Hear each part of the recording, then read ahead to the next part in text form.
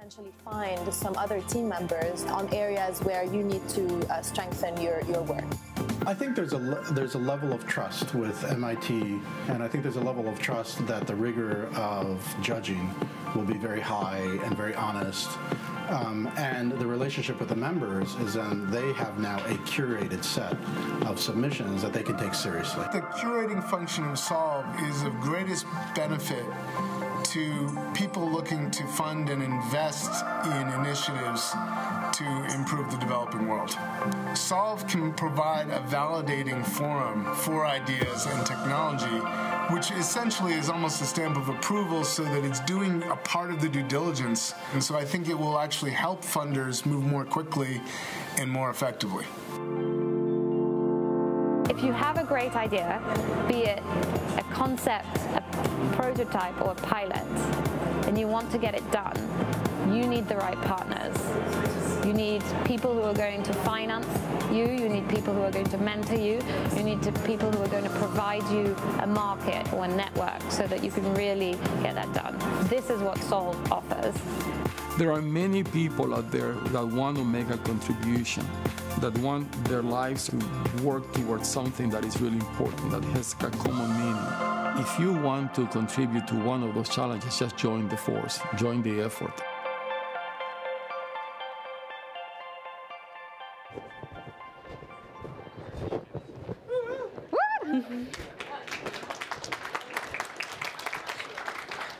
Hello, everybody. I'm Alex Amuyal, the Executive Director of Solve. Thank you for being here. I'm honored to have you all, that you've all come here today. Some of you walking a few blocks from the United Nations, some of you from Afghanistan, Australia, and Guatemala, to work together to advance the best solutions to some of the world's most pressing challenges. Oh, that was me. How will young people have jobs in the workforce of the future when automation is eliminating entire industries? How will women fully participate in the economy when today they're excluded or marginalized in many societies and when they are consistently underpaid? How can we ensure brain and mental health become as important to people as physical health? How can city dwellers, who will substantially increase in the next decade, get healthy food and clean water without depleting our planet's resources? These are big challenges, the type of challenges that an institution like MIT, founded as a school of practical application, of problem solving, and of real entrepreneurial spirit, has sought to tackle since its founding. But how does MIT continue to tackle the big challenges of the 21st century when some corporations have bigger revenues than countries, and when there are 7.5 billion people in the world today, but the talent, ingenuity, and potential of the very few only are utilized? Solve looks to answer this question using open innovation. We issued 4 challenges this past May. Anyone in the world could participate and submit a solution or comment or vote.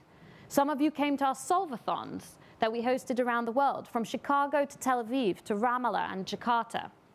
And we were most impressed by the response. 953 solutions from 103 countries, over 44,000 online participants, and 25,000 votes. We closed the voting yesterday, so that was great. Thank you. Let's watch a short clip about how far we've come since May.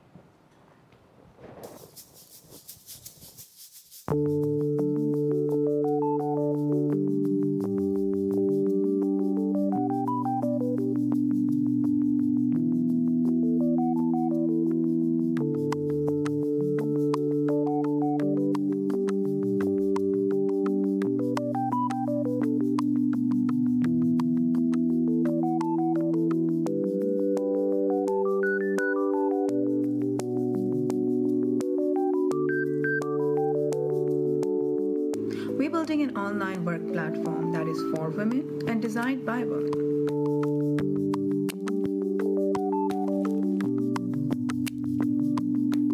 Treatment drastically reduces autism severity, and we detect autism at birth.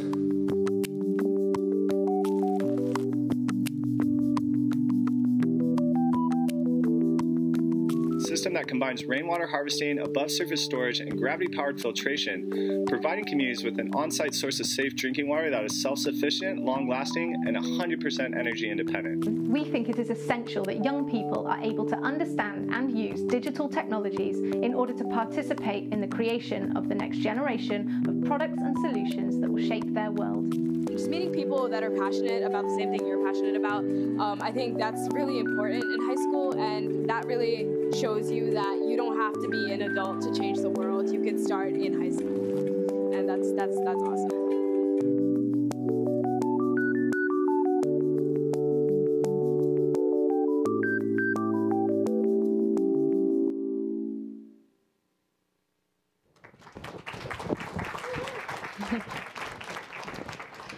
And you will hear all those people you saw in the video pitch for you today.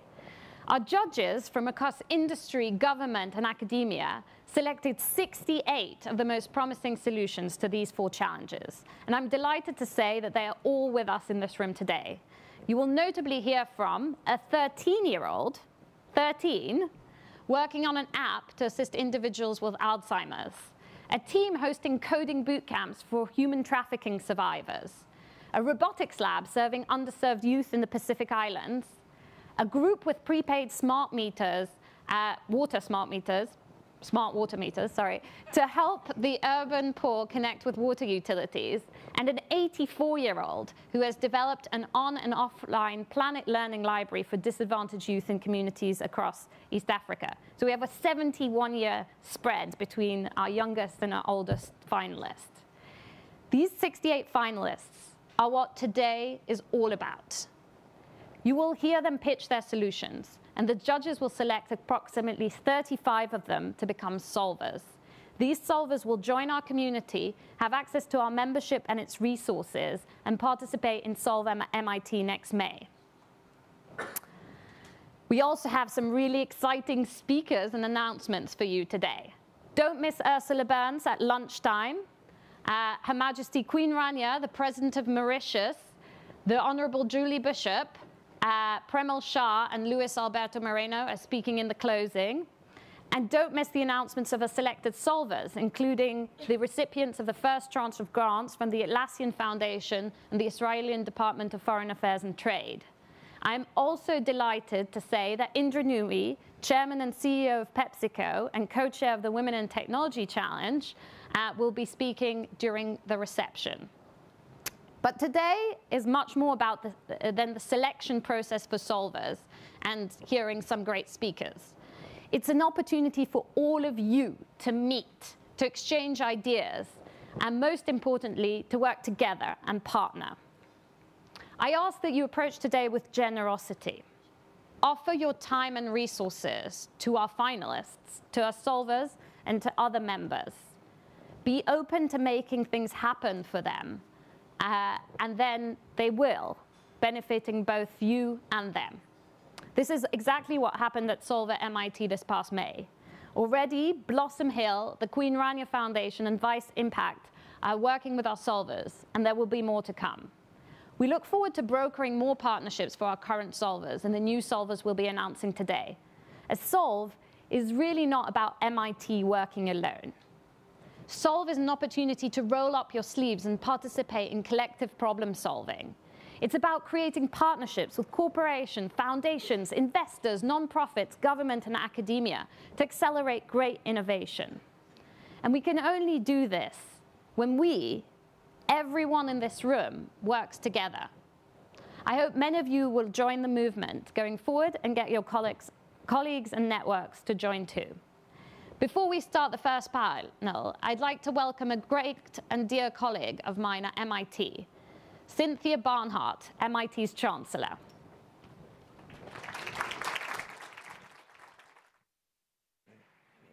It was just a crumbling city. It was, yeah, and I went in right after the Marines in 2003, so I wish I would have had a 360. I think some of the stuff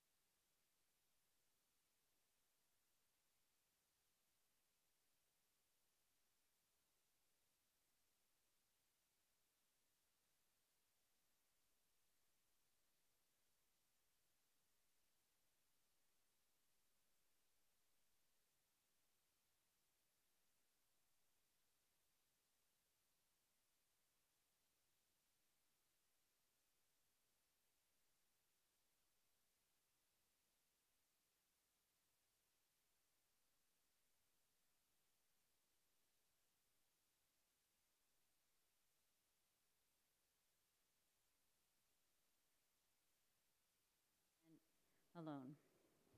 And this is exactly where Solve comes in.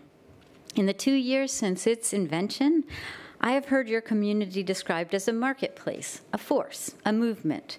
I have seen Solve's core values, optimism, partnership, open innovation, human-centeredness, and technology apply to really difficult problems.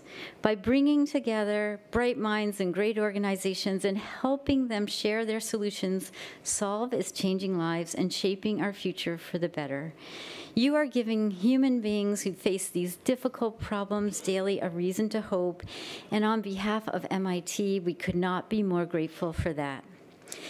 This morning's plenary session is titled Solving for Everyone by Anyone, Open Innovation to Tackle the World's Most Pressing Challenges.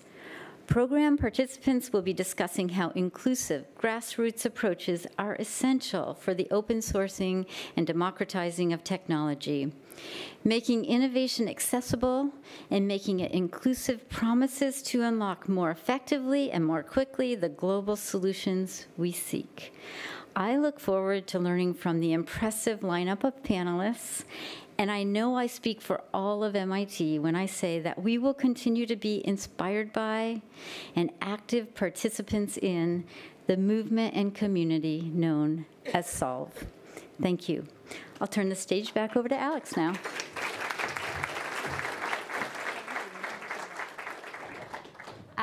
Thank you so much, Cindy, for these kind words. And now I'd like to introduce the panel.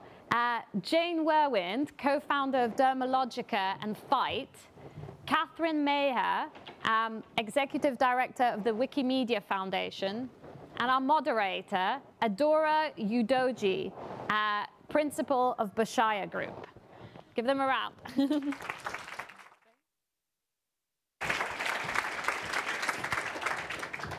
Good morning, everyone. I'm really honored to be here and to participate in this day. And even more, I'm excited that all of you are here and our panelists. So much energy, focus, time, and thought being focused on some of our most challenging problems. And I love the name of this conference. I think all of us are probably conferenced out in our lives. And so it's nice to be at a conference with such a strong sense of purpose. And I think we all like the word solve. We have 35 minutes. We could talk to these two women for 35 hours. I personally would like to just get a chip so we could download all of their insights. And we're going to run through sort of the macro topics of today, which are workforce future, we're going to talk about open innovation, and then we're going to talk about entrepreneurship.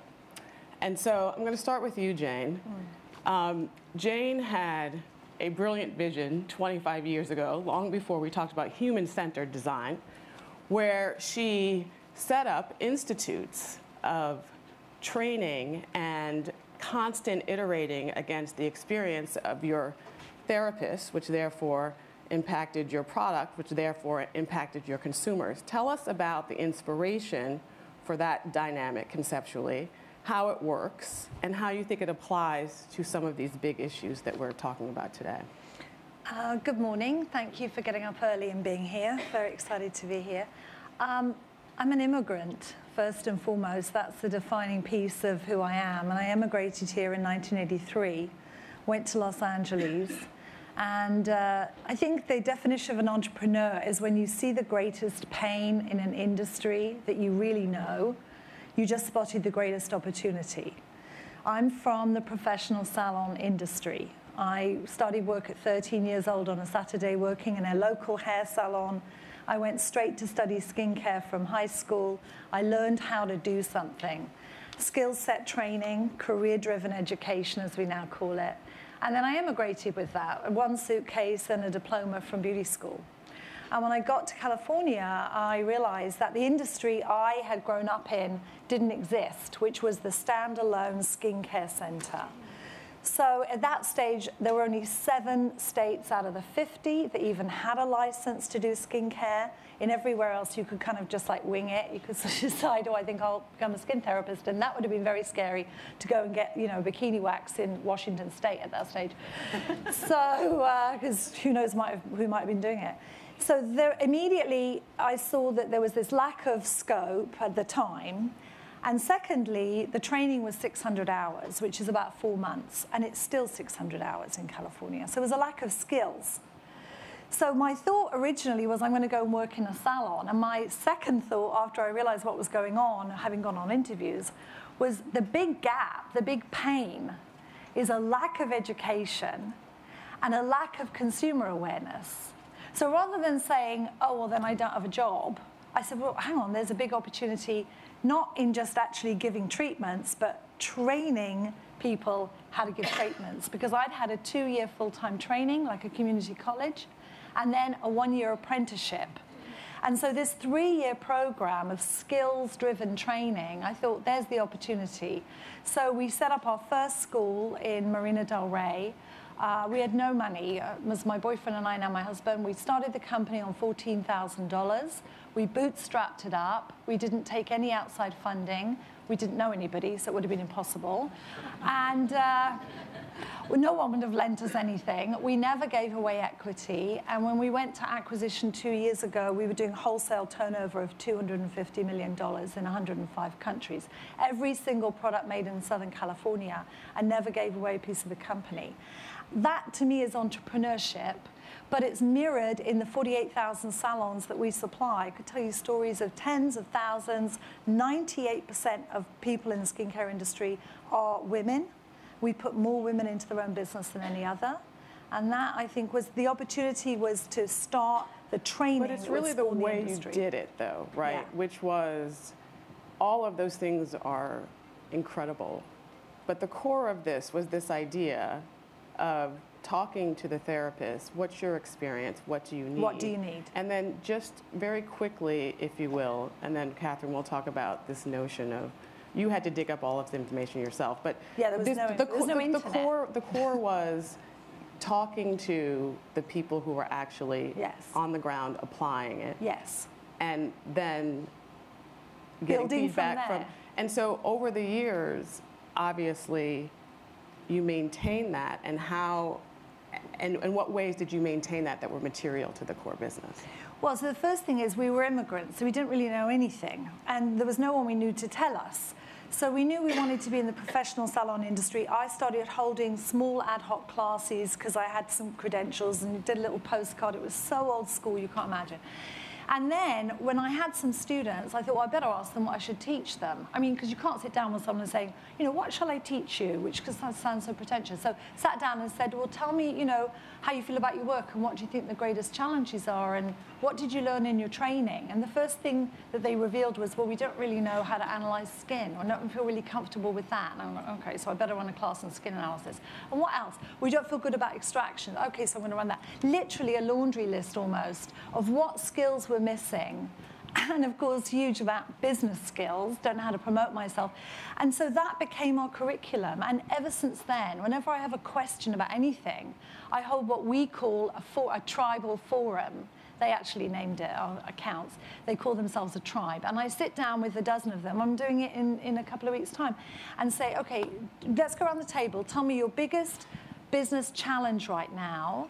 And something cool that's happened in your business in the last 3 months. That's all I have to say. And then I am the one learning, because I go around the table, and we go around the table, and they tell me everything that I need to know about how we can serve them better. And information is power, nice and cliche, and actually really true, right? Yes. So information powering her business that she can then go apply. What does information mean to open innovation? And give us your definition of what open innovation is. Well, there's a sort of famous expression that the future is already here, it's just not equally distributed. And I think that that is something that we see every single day at Wikimedia.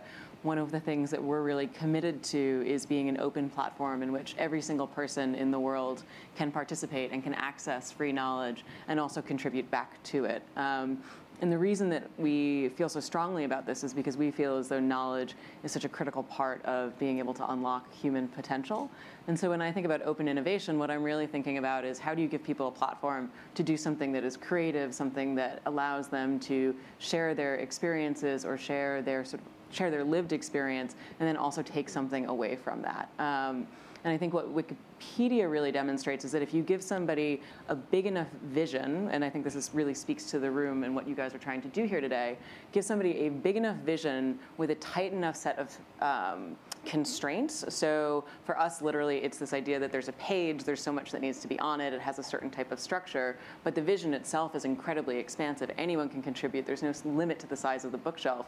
You can start to see some really incredible things come out of it. And so when we think a little bit about sort of the power of information and being able to access that, we've seen all sorts of incredible projects come out that have been built on this open platform. It's not just an encyclopedia anymore. It actually drives some of the largest linked and structured database learning in the world. It's really what informs a lot of the machine translation and natural language processing that you see today. Give us examples. Be specific. Like when you say they are spurring, spurring open innovation. I mean, I think the classic example that still just blows my mind was that there was this young man who had a family friend who was diagnosed with pancreatic cancer, and a lot of what we know about pancreatic cancer is it's not usually diagnosed until it's really late stage, and it's because it's diagnosed at such a late stage, it's a killer. I mean, it has really poor outcome rates for people who are diagnosed with it. And he thought, gosh, there must be an easier way to diagnose at an earlier phase something that is so deadly. And he started doing research and realized that actually using Wikipedia and using open access scientific journals came up with a new way of doing and I'm not biomedical engineer, but a new way of doing a blood screening treatment that was far less expensive than traditional cancer screening therapies and had a much higher detection rate. And so these are the sort of things that we start to see come out of the open innovation world or open access to information. There's a story of a young man who built a windmill based on the information that he found in online and using sources like Wikipedia, and that's something that now powers his entire community. There's a gentleman who's part of our Wikimedia South Africa community who taught himself how to be an electrical engineer using information in Wikipedia because he couldn't actually pay for the school fees to go ahead and finish his studies, which are also technical training studies as opposed to a university degree, but through the information that exists within the Wikimedia ecosystem was able to do so. And so I think, from the very small scale of the individual entrepreneur or even the artist, we have artists who do all sorts of really interesting work who are inspired by the information they find, to the large scale of being able to build systems, because I heard earlier before we came on, open source being such an important critical thing, maintaining these open systems, open networks, open standards starts to be something that gets really exciting and offers a lot of potential. So then let's talk about leverage. Let's talk about how do we then leverage the information, if you build a framework for it, business knowledge, across the sectors and focus them on like some of the issues that we're talking about today, sustainability, for example. What does that look like? What are the challenges and what are the possibilities for that cross-sector collaboration, government, private, academic, open source material? I'd like to hear both of you speak to that. Jay, why don't you start? You've sat in government, corporate, nonprofit. What are the possibilities there? Where are we winning and where are we really challenged? Well, I think for any partnership to be successful, whether it's a personal relationship or whether it's, government or business, private sector, you have to have a very honest communication and open dialogue with each other.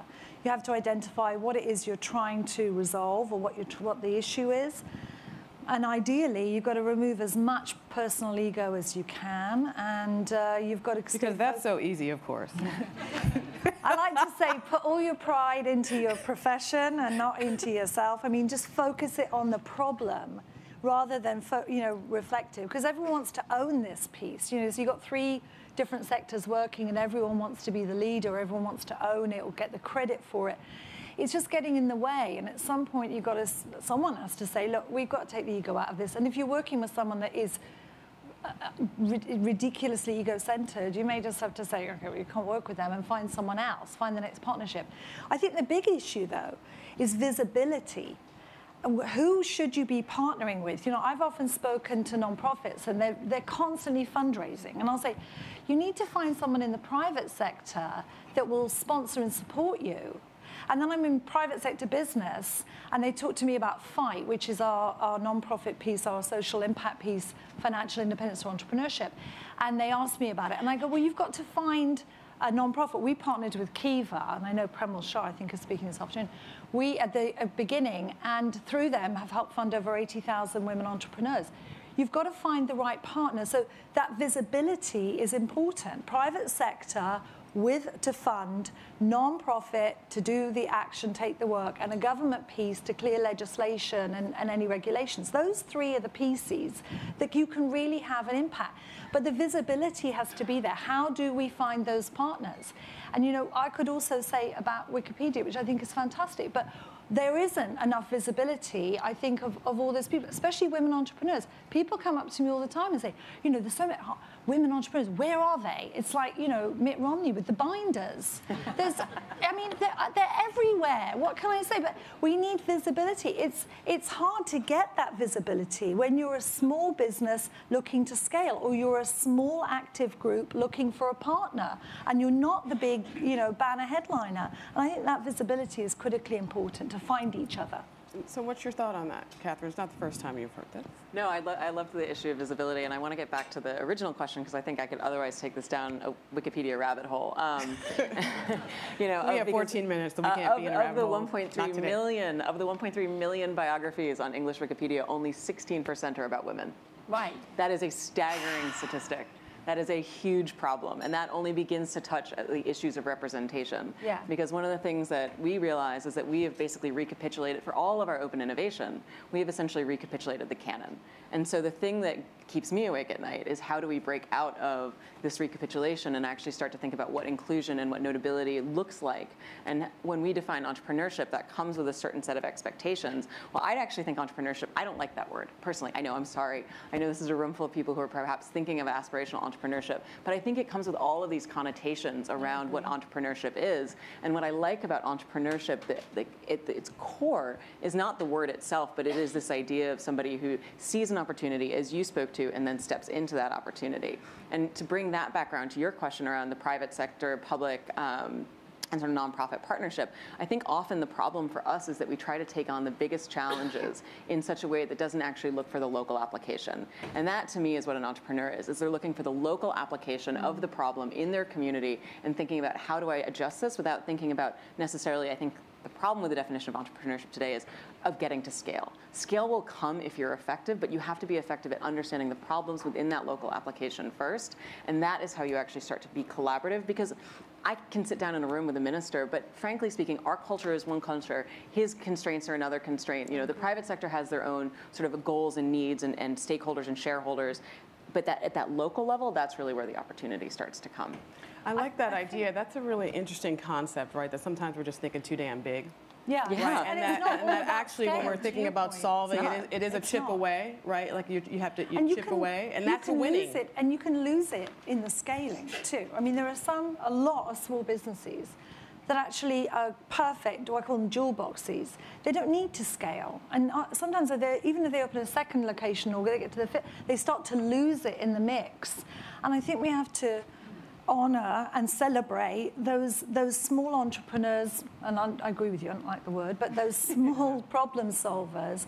And the same in the social impact space. You don't always have to resolve an entire continent. You could just focus on one neighborhood and have an even bigger impact. A much larger impact. And that brings us to the question about entrepreneurship. I have trouble with it too, only because we imagine what that is in this day and time when the whole world is testament in many ways to people who thought differently, right? I mean, that's what it takes, is thinking differently.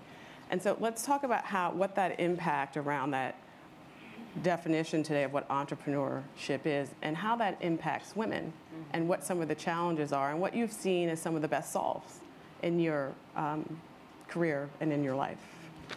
Well, women open, let's say we define entrepreneur as someone who opens their own business, which I personally don't define it that way, but let's just say that.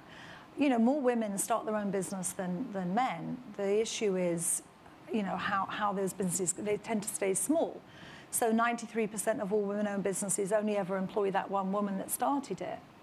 Less than 10% get above $1 million a year, less than 1% get up to 10 million. So that's that. However, having said all of that, and back to our point about scale, there are still many, many, many great businesses owned by women. It's just that they may not be super visible, and that's fine. And we have to say that's fine. They're a social economic powerhouse. And I think that to me, an entrepreneur is someone that spots an opportunity and goes for it. And usually in the industry that they know, a skill set that they know, because otherwise how do you spot it? I mean, you could ask me anything about cars and mechanics and what's the opportunity. I've absolutely no bloody idea. Other than my daughter did come up with a really good idea that in a car there should be a friendly poop, like a little peep, like beep, beep, instead of just the honk. So that if you wanted to say to somebody, get off your phone, you just go beep, beep, or just get out of the way, beep, beep, and everyone knows they're not angry with you, I'm just trying to nudge you, right? So that's just one idea. But generally, you kind of have to know the industry you're in to spot the opportunity. And that opportunity is to me, what you go for when you're looking to be, I guess, an entrepreneur. But that's... I think so much of and I live in San Francisco, and so I'm very much... I'm sorry, I don't mean to laugh. And entrepreneurship, women, Silicon Valley, I don't know, maybe there's something. Is there something we should talk about there? I think part of the thing that I see in the Bay Area, which is of course driving a lot of the narratives around what entrepreneurship should be today in the world, is this idea that it has to be about scale, it has to be about an exit, it has to be around like making your name off your solution, as opposed to when I was growing up, and now I feel like I'm like, get off my lawn. But when I was growing up, it was very much around an entrepreneur was somebody who built something in their community, invested in their community, hired back into their community, provided a service for their community, and yes, in the process was able to make a living. Yes. Right? They saw a gap, they filled the gap. It wasn't about, the thing that they built so that they could, hire 20 people and then exit with the greatest possible return to them and their investors.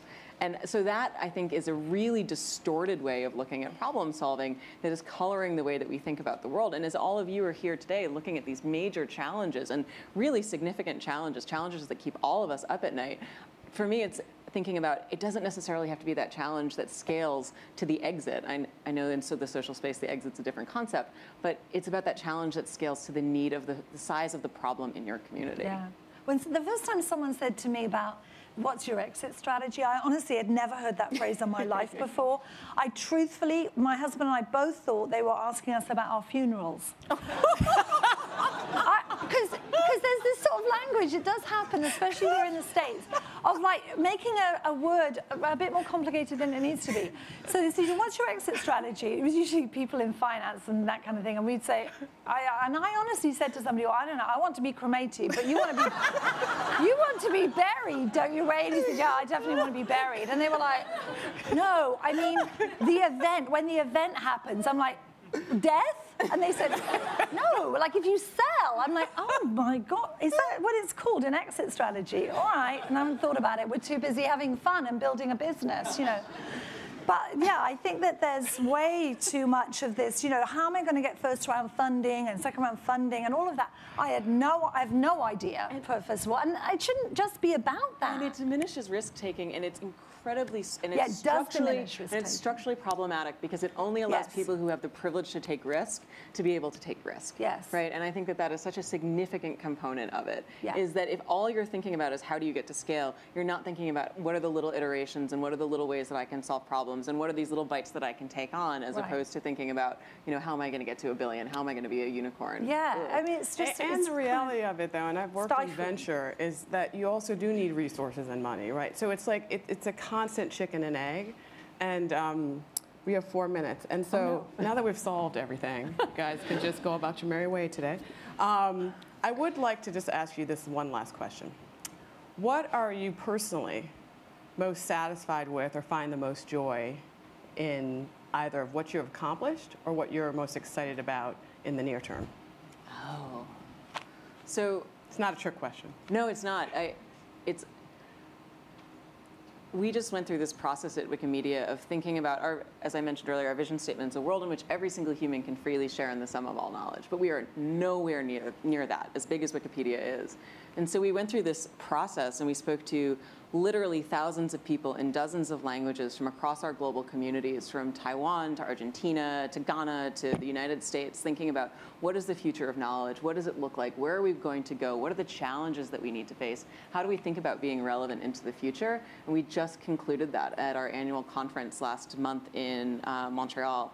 And the thing that we're thinking about is the future of knowledge equity.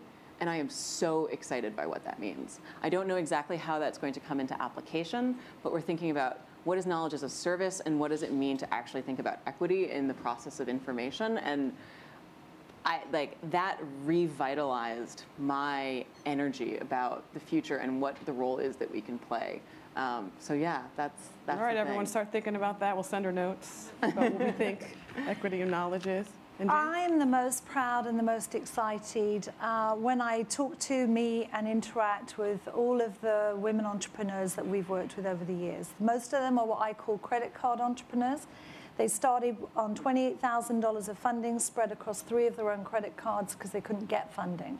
They have bad credit, etc. So it's a legendary problem in a lot of small businesses. And they built it up, they bootstrapped it up, and they tell me their story, and they tell me a story of triumph, and they tell me a story of keeping their family together, serving their community, building a business, being financially independent because they learned how to do something and transferred that skill set into their own business. When I hear those stories, I feel like we're helping to rebuild every single main street and high street. This is the glue of our communities. These are the businesses we want to shop in. It's great to have Amazon delivering our groceries, but I also want to go to a small store on my high street and have a conversation with someone who cares about the community. That's what makes me proud, and that's what we do every day.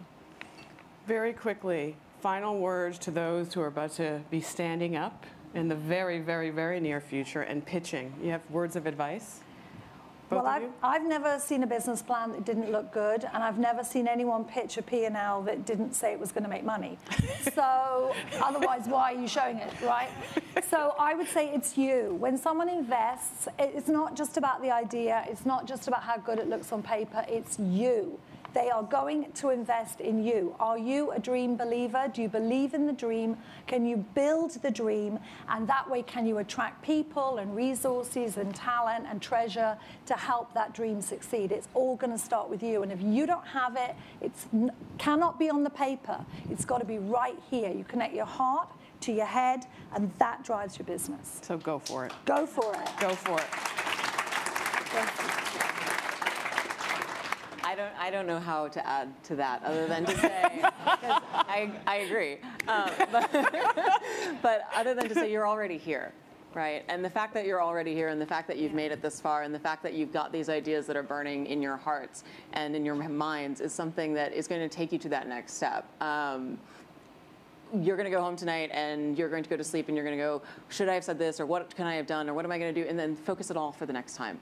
I mean, that's really the thing, is just to keep moving forward, because that's the fact that you can dig into your wells of ambition and resolve and grit. That is going to be the thing that makes you successful as an entrepreneur more than anything else. Yeah. It's the idea, yes, but it's also the ability to take whatever comes out of today and take the step to the future, because the fact that you're already here means you already have a great idea. 100%.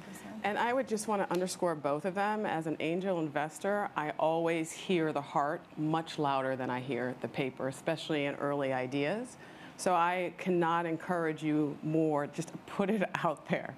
Literally put it out there. Yeah. So good luck, everyone, and have an awesome day. Thank you. And thank you.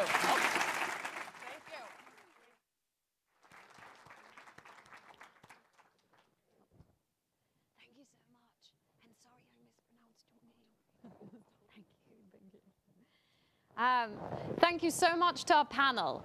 And now, please welcome Don Price, work futurist at Atlassian, one of our partners.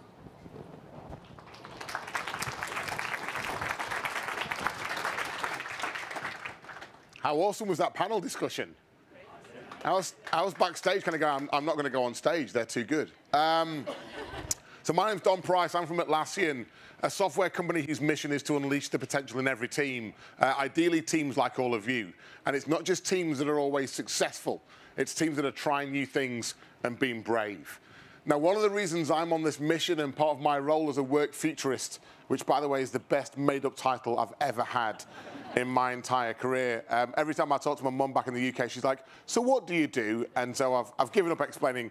I just said to her that I have a crystal ball and I travel around the world with it. It's not true. I don't, but it doesn't matter.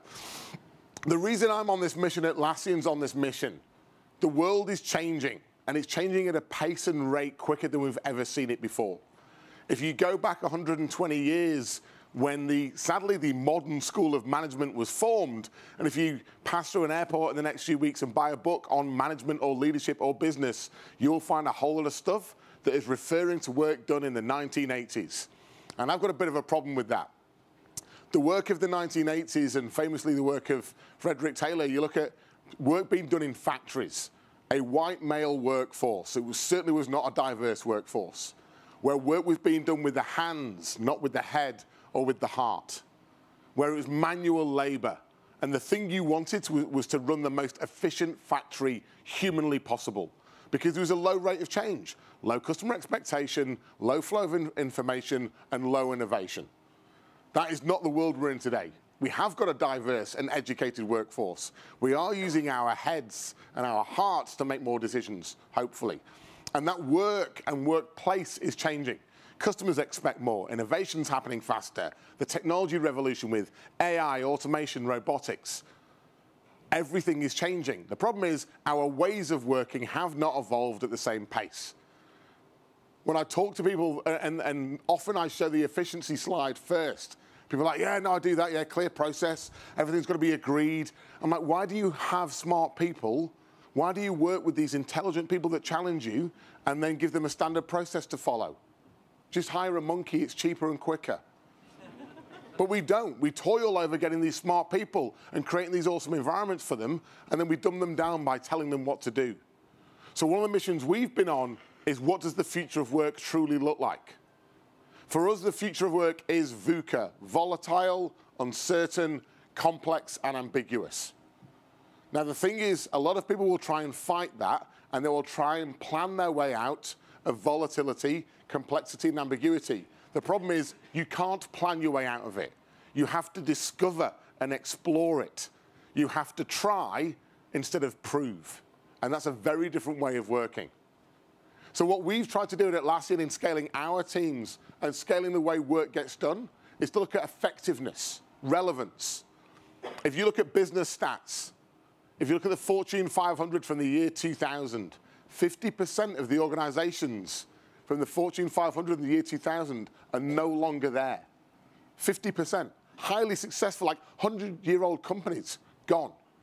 Now, they're very efficient companies. They were optimizing. They probably had great internal processes. People probably had very high certainty in what they were doing, but that certainty wasn't real. The control and fear that they lived by enabled them to be extinct. So we can't be controlled anymore. We can't live in fear. We have to be able to try things and explore. We've built autonomous and empowered teams. We want to hire smart people and then give them the freedom. We value cognitive diversity. We value respectful dissent. When I see 3 or 4 people arguing at a whiteboard and looking like they're about to get each other in a headlock, that's good to me. I want to see that tension because that's what creativity looks like. It's not high fives all round and happiness. It's challenging each other and bringing your best self to work or your function every single day. So the way we've tried to do this is to make information and openness something we have by default and create these autonomous empowered teams. Teams that need guardrails and ways of working, because the last thing we want to do is reinvent ourselves every single time we come together. The first thing we had to realize as a technology company was great teams weren't just about technology. Mic drop moment. A fool with a tool is still a fool. The problem is you've made them faster.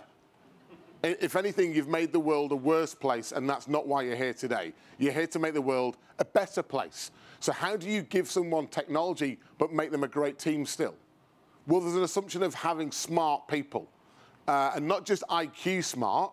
The thing we're seeing when we look at the future of work is way more need and value on EQ, or feminine skills, the empathy, creativity, curiosity, compassion, understanding. Things that used to be called soft skills. Things that sadly don't often get taught in our modern day education systems, but are pivotal to successful teams and successful work.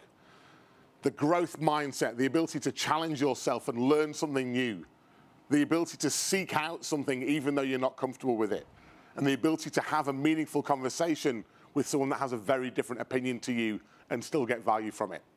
And then the last thing we found was practices. And this is the area that we discovered has evolved at the slowest pace. Over the last 15, 20 years, I've seen a myriad of different organizations spend an awful lot of cash on giant IT projects, thinking they're going to save the world. And then they get this post-implementation review that says, yeah, it didn't quite deliver everything that was in that business case, but we'll just buy another system and I'm sure it'll be fine. How do we evolve our practices? Humans being human. Again, sadly, I fear that business and education is combined together to untrain the humanistic aspect out of humans. We're trying to make ourselves robots. Let's let the robots be the robots and us be the humans and have that vulnerability.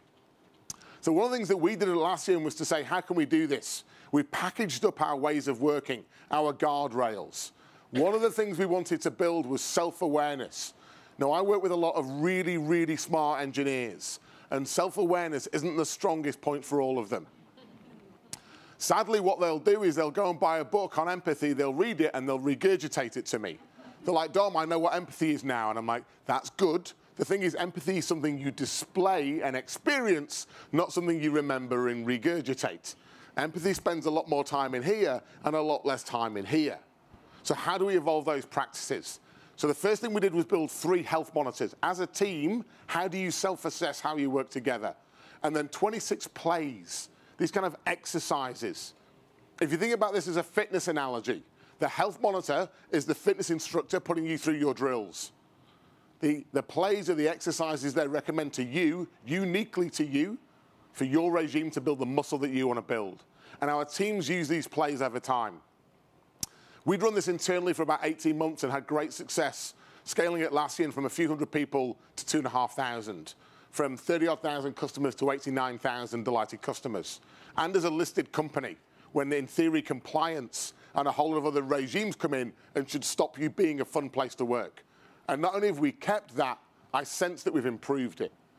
So about a year ago, we decided that it was unfair of us to make this a secret source that we kept to ourselves. And we opened it. We opened it up to the public. So we've now launched a website called the Atlassian Team Playbook. All the tools that our teams use every day to work together, where they have cognitive diversity, which, by the way, is a really hard thing to work on. Cognitive diversity is an investment, but it often feels like a tax. It takes a lot more time to work with people that aren't like-minded. The reason we've packaged this up is we want teams, not just Atlassian teams, but teams like you, to unleash your potential every day. And it's not a piece of technology that will do that. It's you finding a way of bringing your best human self into that conversation with the other people you're working with, wherever they are in the world. So this is here for you, not just for today, but for any time in your career to take what you're working on and bring it to life. And why is it important? It's really easy to think that it's someone else's job. The future of work has got a lot of uncertainty, more generations than ever before, artificial intelligence and robotics, the gig economy. A whole lot of things are going to change the way you work. But you have a decision to make today and tomorrow. Do you let the future happen to you and be a passenger, and I promise you, you won't like it? Or do you decide to take the driver's seat and create the future that you want? So good luck today. Today is not the only day for you to pitch. You're going to be pitching your ideas and your way of thinking for the rest of your life. So use the tools and techniques available to you and have a great time. Thank you very much. Thank you. Thank you so much. Thank you. Before we move to our first round of pitches, we have a very special announcement from one of our Solve members for our sustainability finalists. And we haven't told anybody about this, so listen up.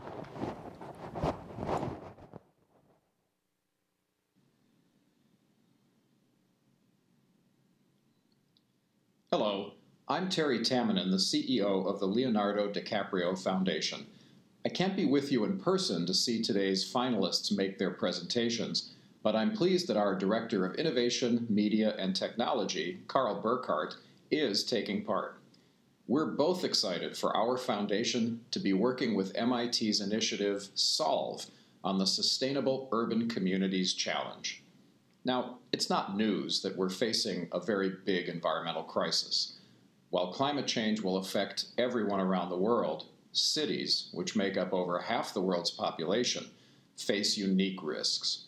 Just this summer, we've seen challenges of floodwaters in Sierra Leone, India, Bangladesh, Nepal, and here in the United States with the devastation suffered by so many communities in multiple hurricanes. The initial impact and the residual damage from monsoons and storms are made stronger and more frequent by a warming climate. Now, because of these trends, the coming years will require new ideas and innovative approaches to ensure that cities are much more resilient in the face of climate change. In particular, it's important for us to ensure access to healthy food and clean water for urban populations around the world as cities grow larger and larger.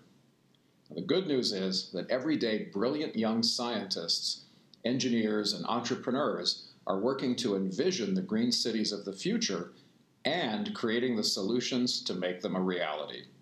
The Leonardo DiCaprio Foundation is committed to supporting projects around the world that build that kind of climate resiliency and restore balance to threatened ecosystems and communities. That's why we're so excited to be working with the Solve Challenge, and why I'm pleased to announce that the sustainability solvers chosen today will be invited to submit proposals to help scale their work to a special innovation fund that will be housed at the Leonardo DiCaprio Foundation. Together, we can work to improve the lives of millions of people while building better, greener cities for generations to come. Shakespeare said, "Nature's bequest gives nothing, but doth lend. And so when nature calls thee to be gone, what acceptable legacy canst thou leave?" The work you are doing here at MIT and the future we can build together is a legacy of which even William Shakespeare would be proud. Thank you.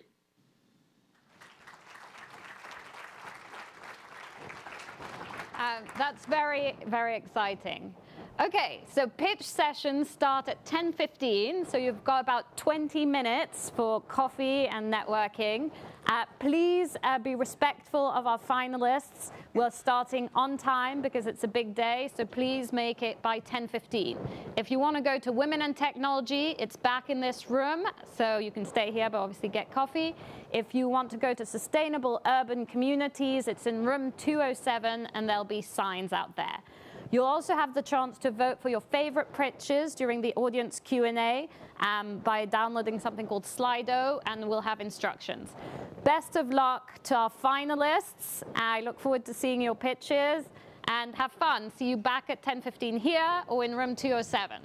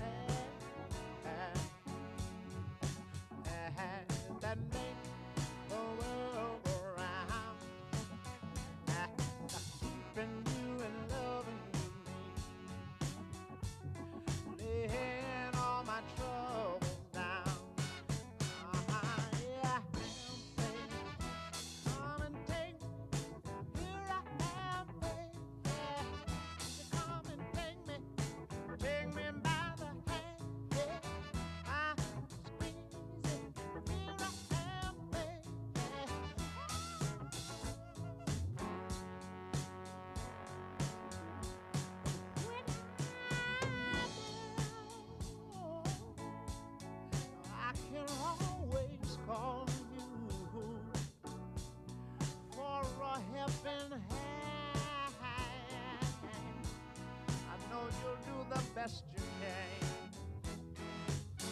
But it don't take much for me before my cup runs over.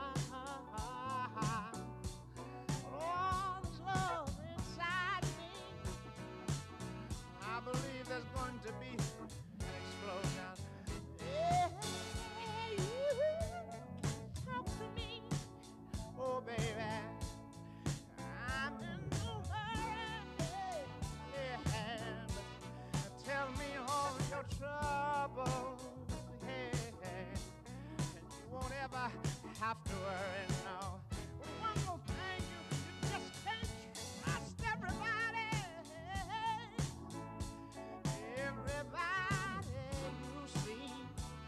No, no, you'll find yourself lost and alone on a dark end street. Oh, here I am, baby. Come and take me.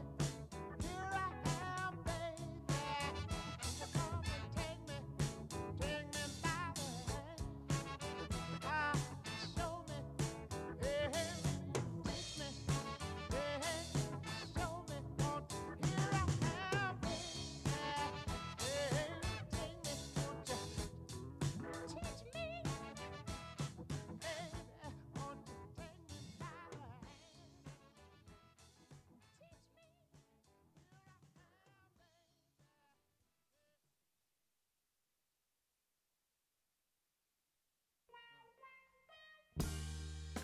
I've been really trying, baby,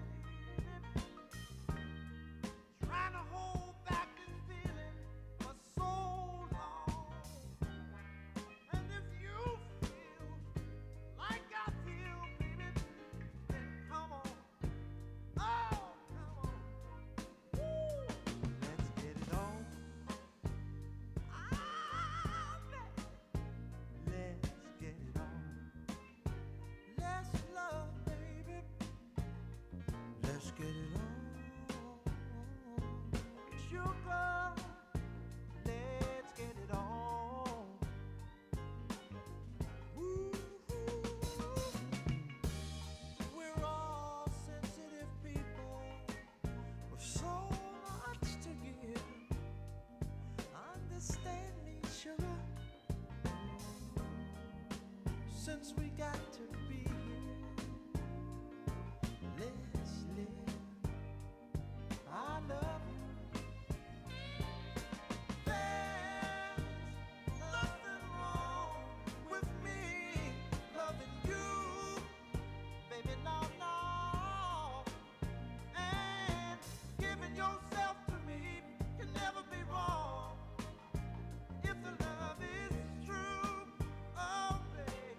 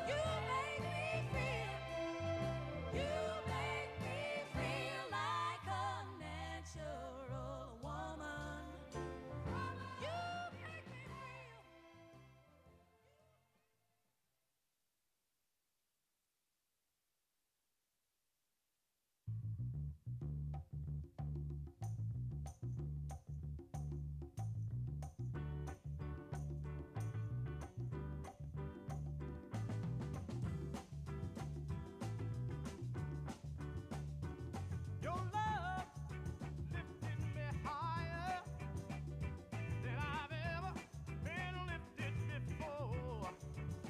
So keep it up, quench my desire, and I'll be at your side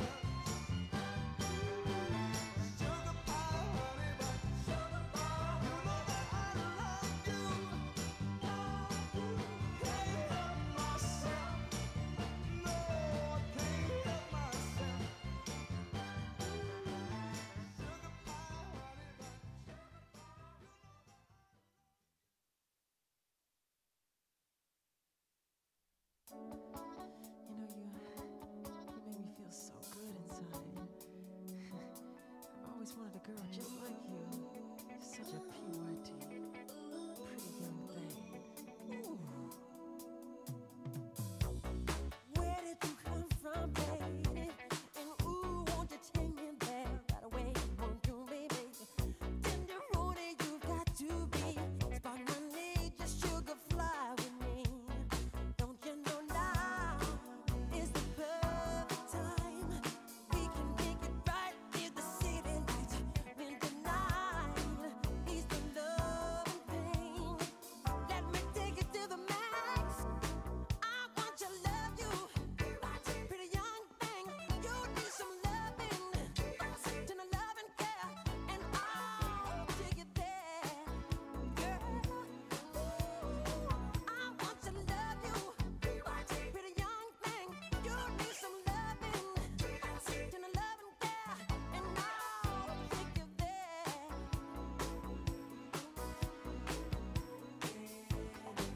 Yes, I will.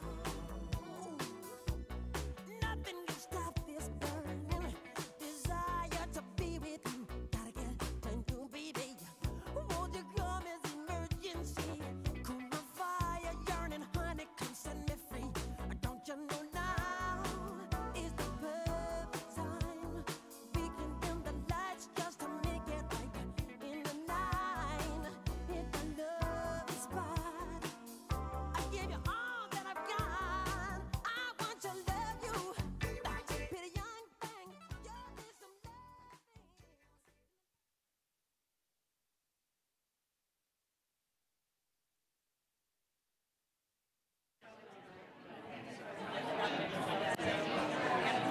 Hello. Hi, everyone. Welcome to the Women and Technology Challenge pitch session. My name is Hala Hanna. I'm the Director of Economic Prosperity at Solve. In May, we asked the world a question. How can women and girls use technology everywhere to improve their economic prospects? Now, you might ask first, why this question? Why this challenge? Data is undeniable that women are doing less well in the economy. They have less access to technology, less access to all means of production. And as our economies become more digital, this problem is only set to increase.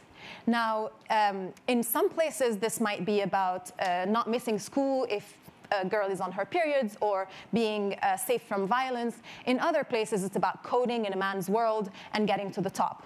In all places, it's about equal pay for equal work, which is set to not happen for another 170 years. I don't know about you, but I don't have 170 years. And now here's the thing. These are trends, and as Yannick would say, trends are not curses. Trends are just waiting for innovations to disrupt them off their course. And this is what today is about. It is about those innovations. It is about the innovators who have those solutions. So we asked the question, and 200 teams from 53 countries answered. I want to say a big thank you to the incredible panel of judges that have helped us bring you the 17 finalists who are pitching here today. These are the people who've read the solutions, who've asked the tough questions, and who've debated with passion who should be at the Solve Challenge finals. And today they'll be deciding who will become a solver and get the support of the Solve community as they scale their solution. Please give them a big round of applause.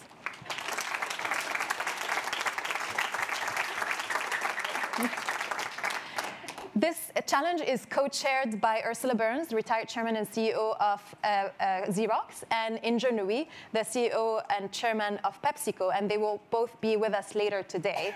And the last point that I want to make is that 4 of our finalists are eligible for the Arts and Culture Mentorship Prize that is curated by Yo-Yo Ma, the cellist. And this prize is being awarded to solvers who propose an arts and culture-based intervention that uses technology to connect women and girls to the creative economy. Okay, it's time to start. It's time to start hearing those pitches. Finalists, I want to remind you that you have 3 minutes, and 3 minutes only, I'll be very strict, to make your pitch. And then the judges will have 3 minutes for Q&A. And I'll be strict with you too. And the audience, we want you to participate. So you can do that in two ways. Please ask questions. You will have 15 minutes at the end of this for questions. And then also please vote for your favorite pitch. You can do that on your phone. All right, and I have a request for you. All the 17 pitches that you're going to hear are amazing, and they all deserve a huge applause, but we don't have time for all of them, so we're going to hold it for the end. Okay, let's get started. The first one is Priya from Erase All Kittens. Priya? Oh, here you go.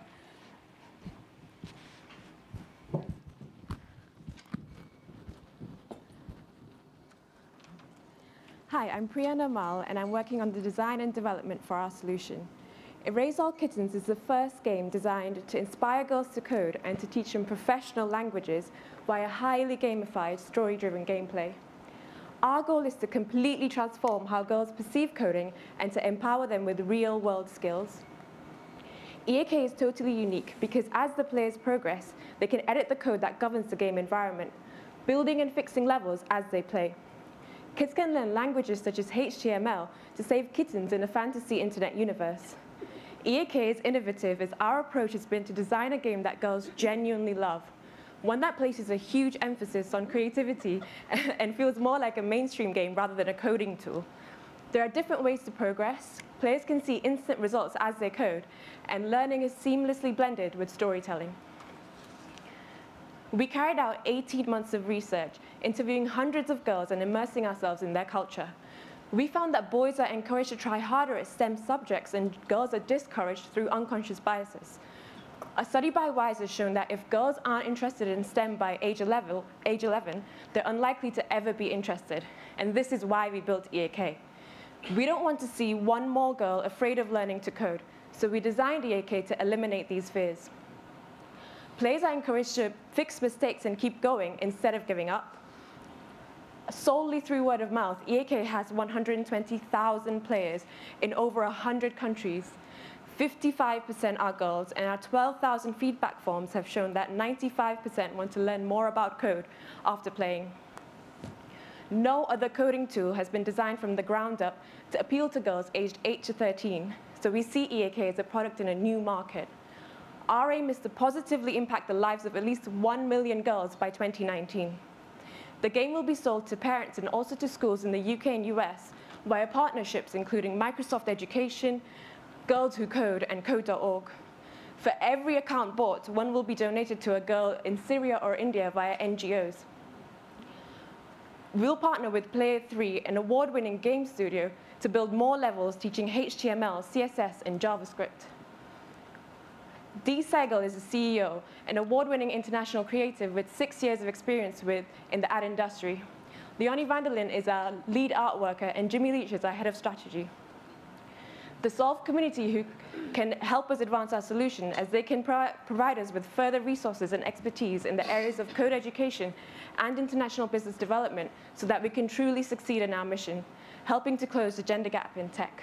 Thank you.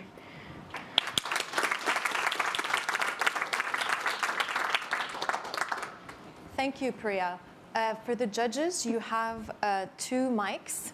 And I'm gonna give the first question to the Arts and Culture judges because Erase All Kittens is up for the Arts and Culture Prize. Okay, and where's the mic, please? Where's the mics, please? Hi, Priya. Thanks very much for your presentation. Could you tell us a little bit more about who the target users are for your game, both the girls who would buy the game or have the game bought for them, and the girls to whom the game would be donated? So we know their ages, but just describe the profile of who the target users would be. So we want to really inspire girls who are aged 8 to 13 and girls who are creative and they want to learn more about coding, and to also inspire them as well as maintain their interest. So they can learn practical languages that they can use in the future to build simple websites, to get into web development, or even get into computer science related careers.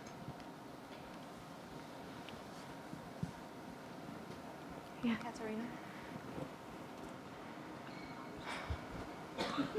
Thank you, Priya. Is your game already localized in different languages, or do you plan on doing that?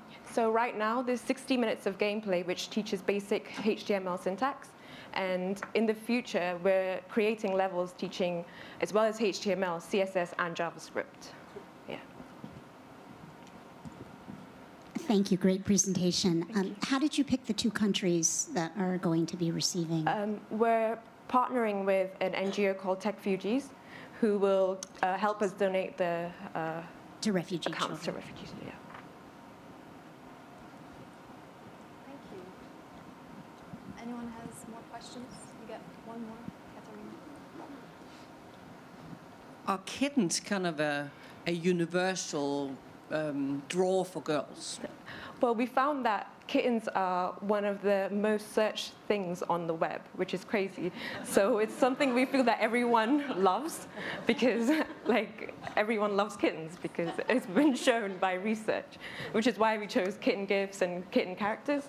Yeah. Can you advance to puppies too? We can, yeah. All right. Thank you so much. Thanks, Priya. Thank you.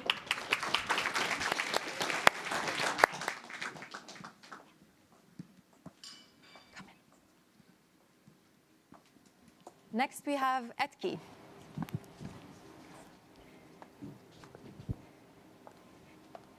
Good morning. My name is Sydney Alfonso, and I am the founder of Etki. Native Americans are the most digitally isolated population in the United States, making it increasingly difficult for them to participate in today's cultural economy. Our solution is to collaborate with and create an Indigenous-owned platform cooperative that will enable female artisans to sell their work online. 3 years ago, it was a warm spring day, and I met this incredible Navajo woman who was sitting under the sunny Albuquerque Plaza selling her jewelry for a quarter of what it was worth. I had just returned home to New Mexico after working abroad in Turkey at a women's cooperative, and I had a shiny new job lined up in San Francisco. I had this aha moment when I met Drew, that the cooperative model could be applied to help Native women sell their crafts. Drew took a chance. I didn't take a job, and Etki began. Oops, there's Drew. Over the course of our 3 years, we've identified areas where technology can be applied to help women scale an arts-based business. They include design, access, production, and back-end support, and providing customers, providing the artisans with a customer base that is willing and ready to pay a premium for a quality product. In order to solve these challenges, we have created a mobile artisan portal that collaborates with them on design, production, and asset. On the design side, we identify their skill set and collaborate with them to create market and trend-based design. On the production side, we're creating a management tool to provide a shared supply chain across all artisan communities. And through our marketplace, we're working on making sure that each product is verified through an electronic ledger using blockchain technology to certify the authenticity of each product. The native arts and crafts market is a $1 billion industry in the US alone, and it's estimated that up to 20% of it is misrepresented.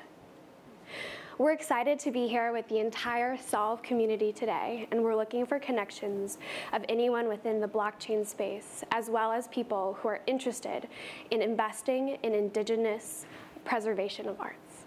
Thank you. Thank you, Sydney. Thank you. Sydney, you're also up for the Arts and Culture Prize. So the first question will be for the Arts and Culture judges. Yeah, I guess. Thank you, Sydney. So I have a question, if I can get two into one, may not be fair. One is on the selection process and the other is on access. So selection, how much curation are you doing? You also mentioned that you were giving market guidance, so are you really commissioning? And how are you selecting these artists? Yeah, so it's based on what they're able to do. We actually have a product going around. I don't know where it is.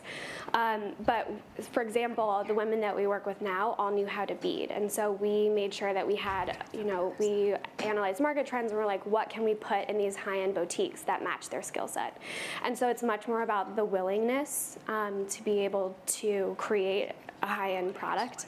And then as far as the access, all of the women do live on reservation communities. So is your, when they prepare their work for you, is it localized or centralized somewhere else? They come into our office, like our studio. Thank you. Thank you. I'm going to remind the judges to do the rating at the same time as they're asking the questions before we move to the next person. Vanessa. Hi, could you give us more insight on your blockchain solution? Yeah. And how it helps you identify the origin of the jewelry?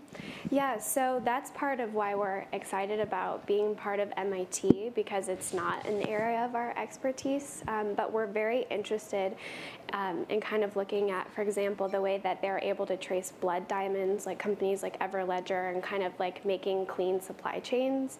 And so we're interested in applying that to indigenous arts around the globe. So is that something that you already have in place? No. Or that you're looking to? Yeah.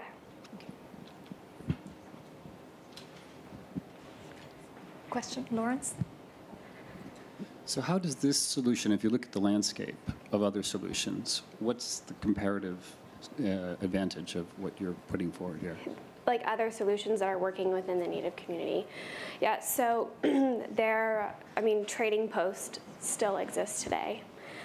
There's a lot of galleries within like the Southwest that sell Native goods, but what happens is that traditional retailers take over 65% of what they sell it for. And so for us, at least in New Mexico, on the reservations where we're working, there's no one that's using technology, for example, to sell their work in Paris and Japan. Any other questions? Great. Thank you. Thanks, Sydney. Thank you. And for the judges, please remember to rate all the criteria and then hit send. We're going to move to the next person, Hefsi.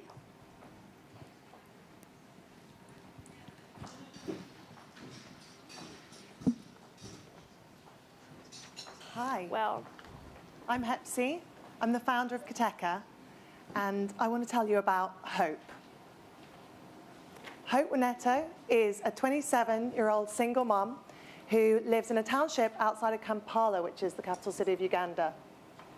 She runs a stall in Enkatera Market selling kids' clothes and baby products. And she's short-sighted like me.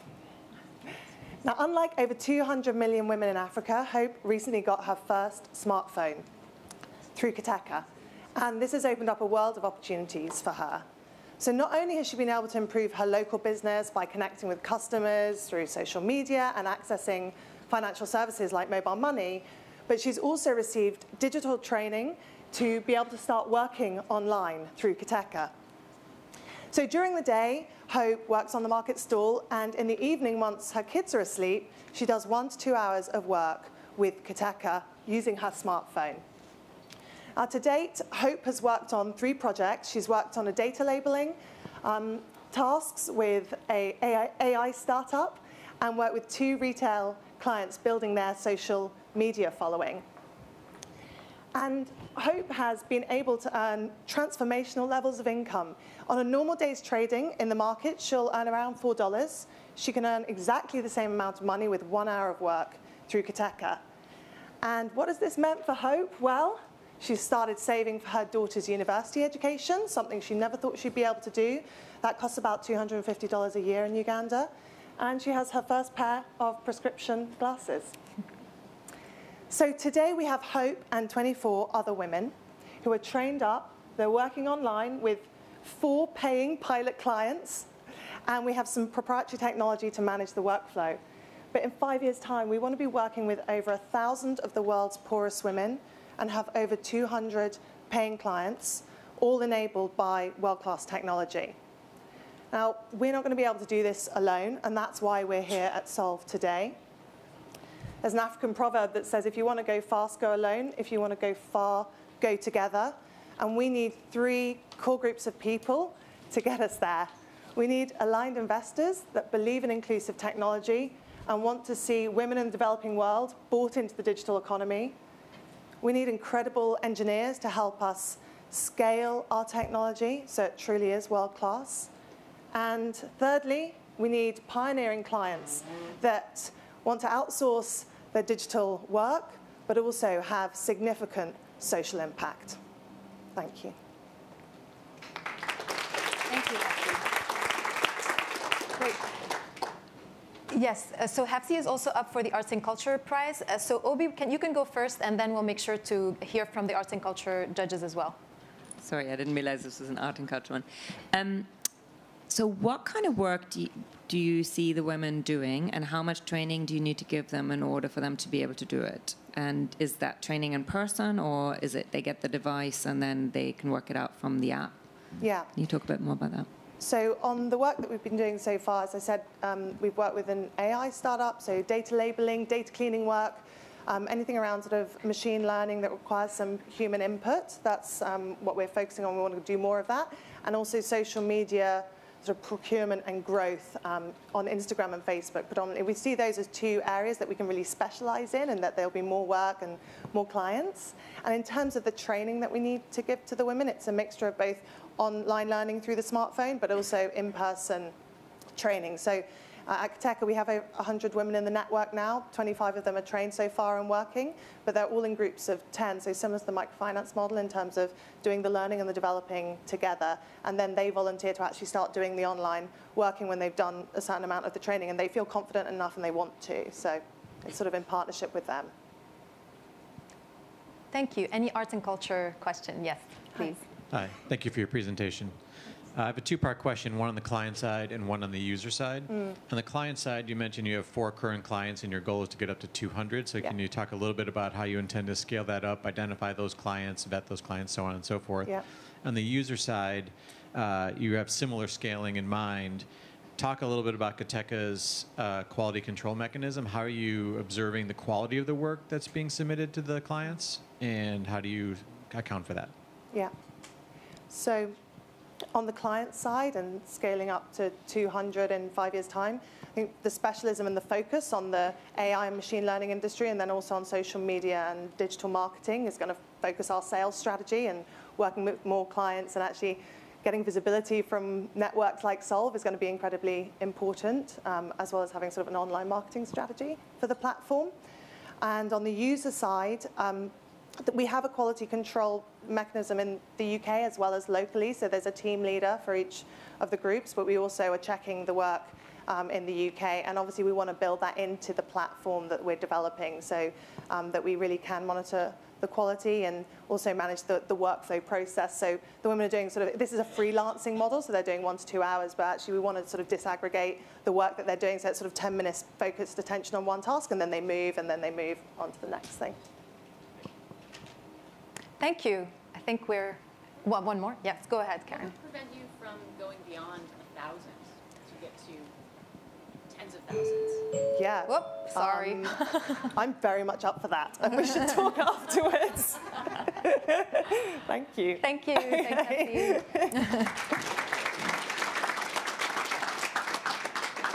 Judges, please don't forget to submit your scores. And next we have Girls Who Built. Let's get the slides moving as well.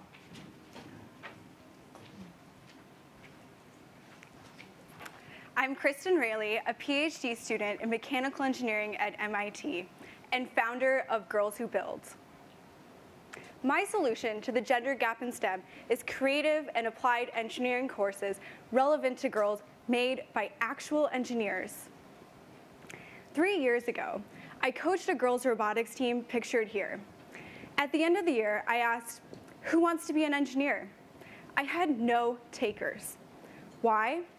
Robotics is still a boys' club, and the girls thought engineering had nothing to do with their passions. So I found my mission to break down stereotypes of what an engineer does and what one looks like. To inspire the girls, I created a workshop in technology they use every day, wearables, with female role models so they could see themselves as engineers. After our workshop at MIT, pictured here, 90% of the girls wanted to pursue engineering in more depth. Because of our success, I led a second program in building cameras and programming Instagram filters. We're already working on a third program in music, where the girls will auto-tune their voices and build a speaker. To date, we've taught 100 high school girls, involved 100 engineer volunteers, had 6,000 visits to our courses on MIT OpenCourseWare, and we've done all of this under $3,000 per workshop. To our knowledge, we are the first workshop for girls to teach advanced topics like signal processing. My vision is to go beyond locally run programs by providing our content to other educators. The challenges I anticipate in scaling this are having the female engineers to volunteer, having the funding and space to run the workshop, and measuring our impact. We count our site visits, but that's not enough to know if girls end up pursuing a career in STEM. To address these challenges and scale our program, we will continue developing courses to show the variety of applications of engineering. We will test with local girls, publish online, and sell our kits to tech companies who have the female engineers, the space, and the funding. In order for us to act on our plan to scale, this is what we need from Solve. We need partnerships with tech companies and professional organizations who have outreach programs but need new content. We also need funding to create our kit program and funding for marketing to increase our visibility to high school girls. Together with Solve, we can inspire thousands of future female engineers. Thank you. Thank you. Thank you. Girls Who Build is the last arts and culture contender, so I will take, the first question goes to the arts and culture judges. Hi, my name is Rachel. Great job, by the way. I have another sort of two-part question. One is, so much of what you say makes sense, all the things you want to surface in this curricula, relevance to these kids' lives, collaboration, creative problem solving. Why is this a girl-centric solution and not just a great engineering curriculum? It seems like what you're building is really just a really good engineering curriculum. And second of all, how do you see this related to arts and culture? So for the first part of your question, this content could definitely be used for anyone interested in engineering. But as a female engineer, girls get a lot out of confidence in working with other girls in these programs because there are no other people to do the engineering jobs. The girls have to do it themselves. So that's the benefit of working in a girls-only program. And then they can move on to more in-depth engineering programs with that confidence. And for the arts and culture part of it, all of my programs are multidisciplinary.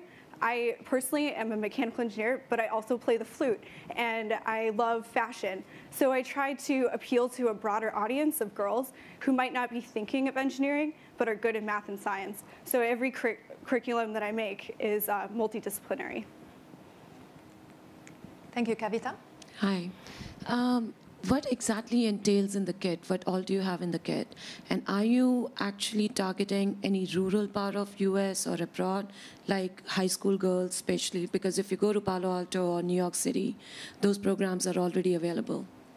So my idea is just generating new content. So we constantly stay on top of the latest technology and what's of interest to high school girls. Like, I did one in Instagram filters, but that might not be cool 5 years from now. And technology is constantly changing too. So we just make new content that other structured programs need. Thank you. Judges, I'm sure you're rating the criteria in the meantime, but if someone has any other question. Hi, this is another arts and culture question. Why doesn't that say STEAM? It should. I also include that as well. Thank you. Thank you. Great. Thank you very much. Thank you.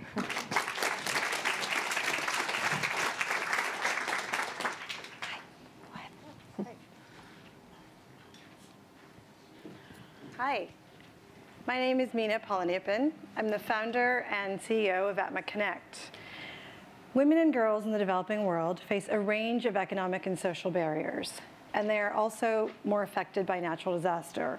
Women are 14 times more likely to die in a natural disaster than men. And natural disasters, like the catastrophic flooding we've seen all over the world, destroy any economic progress made by a household. And women and girls also lack local information on opportunities for jobs, childcare, and education. Our solution is Atma Go, a local social network that empowers women to find jobs and build their small businesses, that helps them share resources on education and childcare, and that builds their resilience to natural disasters. How Atma Go works, sorry, I don't know if you guys are seeing the same slides I am. It looks like no. We're seeing different slides. Okay, so how it works. Atma Go is a mobile web and Android app that crowdsources user-generated content and organizes it geographically. So immediately a user can come on the site and see what people are talking about in their neighborhoods. On Atma Go, in thousands of posts, women are sharing information about jobs, advice on how to interview for teaching and government jobs. They're sharing resources on childcare and health. They're selling their homemade products. And during disasters, women are sharing information on what to do to recover from a disaster and real-time information on flooded streets and safe routes to the city. After a disaster, telling each other to watch out for waterborne disease in children. In a few short years, we've reached over 275,000 users across 12 cities in Indonesia. We're cloud-based, and we're leveraging local solutions. So we are designed to scale globally, and our goal is to reach billions of people around the world with local solutions to local problems. We've been approached by Mercy Corps and International Red Cross to launch Atma Go in new countries. We're currently supported by foundations, and our goal is to build data dashboards that can be a source of revenue for us. We're, as our partners and our users recognize, we're unique, but we're a mobile and social app, and we know there are a lot of big competitors in this space. Our secret sauce is hyper-local, user-generated content focused on people helping people in urban poor communities. As one of our users says, we're the antidote to ego media. We do this by developing social cohesion and building community collective opportunity that unleashes, sorry about that. I'm sorry, there's a slide issue, but yes. Yeah, sorry about that. It's okay, but I can answer more questions, including the partnership with Solve. Perfect, thank you. Time for questions, and yes, Lawrence, then we can go to the end of the table. It's very exciting to see the potential scale. Can you speak a little bit to the commercial model underpinning it and your partnerships with mobile operators? Yes, great question. We are about to develop a partnership with the local operators in Indonesia, and GSMA Foundation is sort of part of the impetus for that. I will say, having worked a lot on technology in the developing world, what I saw a lot was that big institutions were driving what was being done. And so it was about telling poor people what to do or collecting information from poor people. And I really wanted to create something different, and I knew I needed to do that by starting without a lot of institutional partners. We're building a lot of those institutional partnerships now because we have the demand that a lot of these other products don't, government-created products don't, or NGO-created products don't. And so we have partnerships with government now around releasing early warnings directly on our app to reach the last mile in the most vulnerable communities. People are now able to report problems and have that be directed to the relevant government agency. And next steps are building these strategic partnerships with international NGOs and telecom providers. Yeah. Hi. Can you talk about how you chose to be a nonprofit as opposed to a for-profit, and how you see how that might help or hinder you as you grow? Yeah, that's a great question. And we were on the fence for the first year about it. And I have to say that one of the things about impact capital is that they're still looking for the same kinds of returns along with the mission. And we really were not able to promise it with whatever business plan we were able to put together. We're trying to reach the hardest to serve communities, and we couldn't get the returns that we're looking for. As a nonprofit, we've already seen benefits in that foundations and corporate foundations really see the value of our mission. It's really hitting a resilience space, a women's economic empowerment space that is critical for them. And immediately in our partnerships with agencies, government agencies and nonprofits, their guard comes down when they see that we're a nonprofit. We're not trying to make money off the backs of our users. Yeah. But we are trying to be a sustainable nonprofit, yeah. Many social networks struggle both with harassment and the rampant spread of misinformation that can have really dire consequences locally. How do you deal with that? That's a great question. People can flag posts on our site, and we have community moderators. And we're developing an improved gamification system so that as people interact more on the site, this increases our user engagement.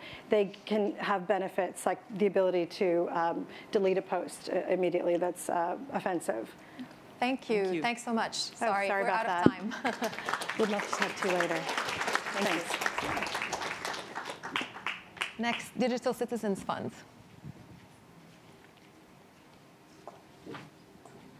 Good morning.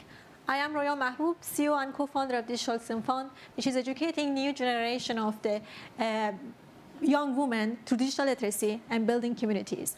I was used to be a shy and curious girl in Afghanistan. Millions of the girls in Afghanistan are given few opportunities to imagine anything while serving the life for husband and the house. I was lucky enough to find a way around of this. As a child, I heard there is a box that you can talk with the people and you have a conversation with them, and they wouldn't care that you were a girl. At the age of 16, I had an opportunity to try by myself when a friend of mine asked me to go to the only internet cafe in Herat.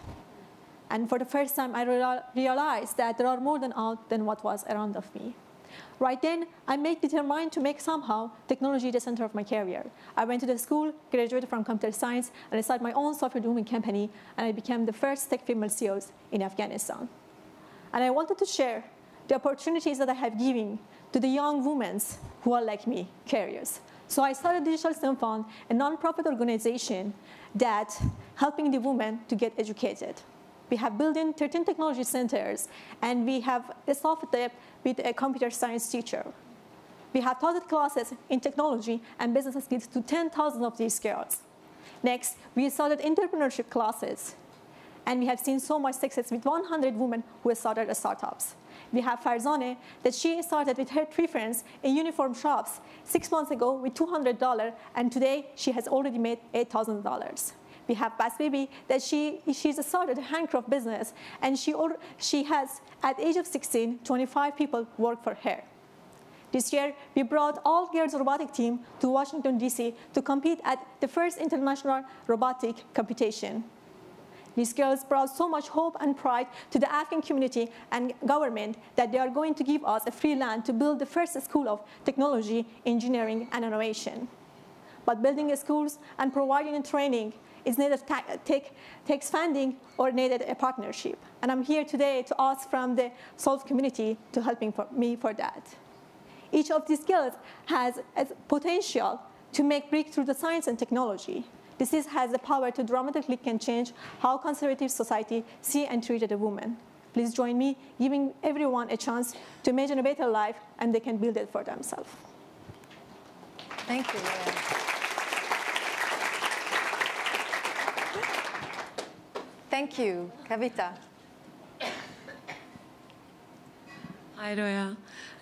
Quick question. So, I'm guessing the program is based in Afghanistan. Yes. So, are you able to get a lot of teachers around it to teach them? And what sort of curriculum are you picking up? And is it also in the same college, or do you have a separate educational institute for them? We have 13 technology centers in girls' schools, in the public girls' schools, and we staff them with a computer science teacher that graduated from Herat University.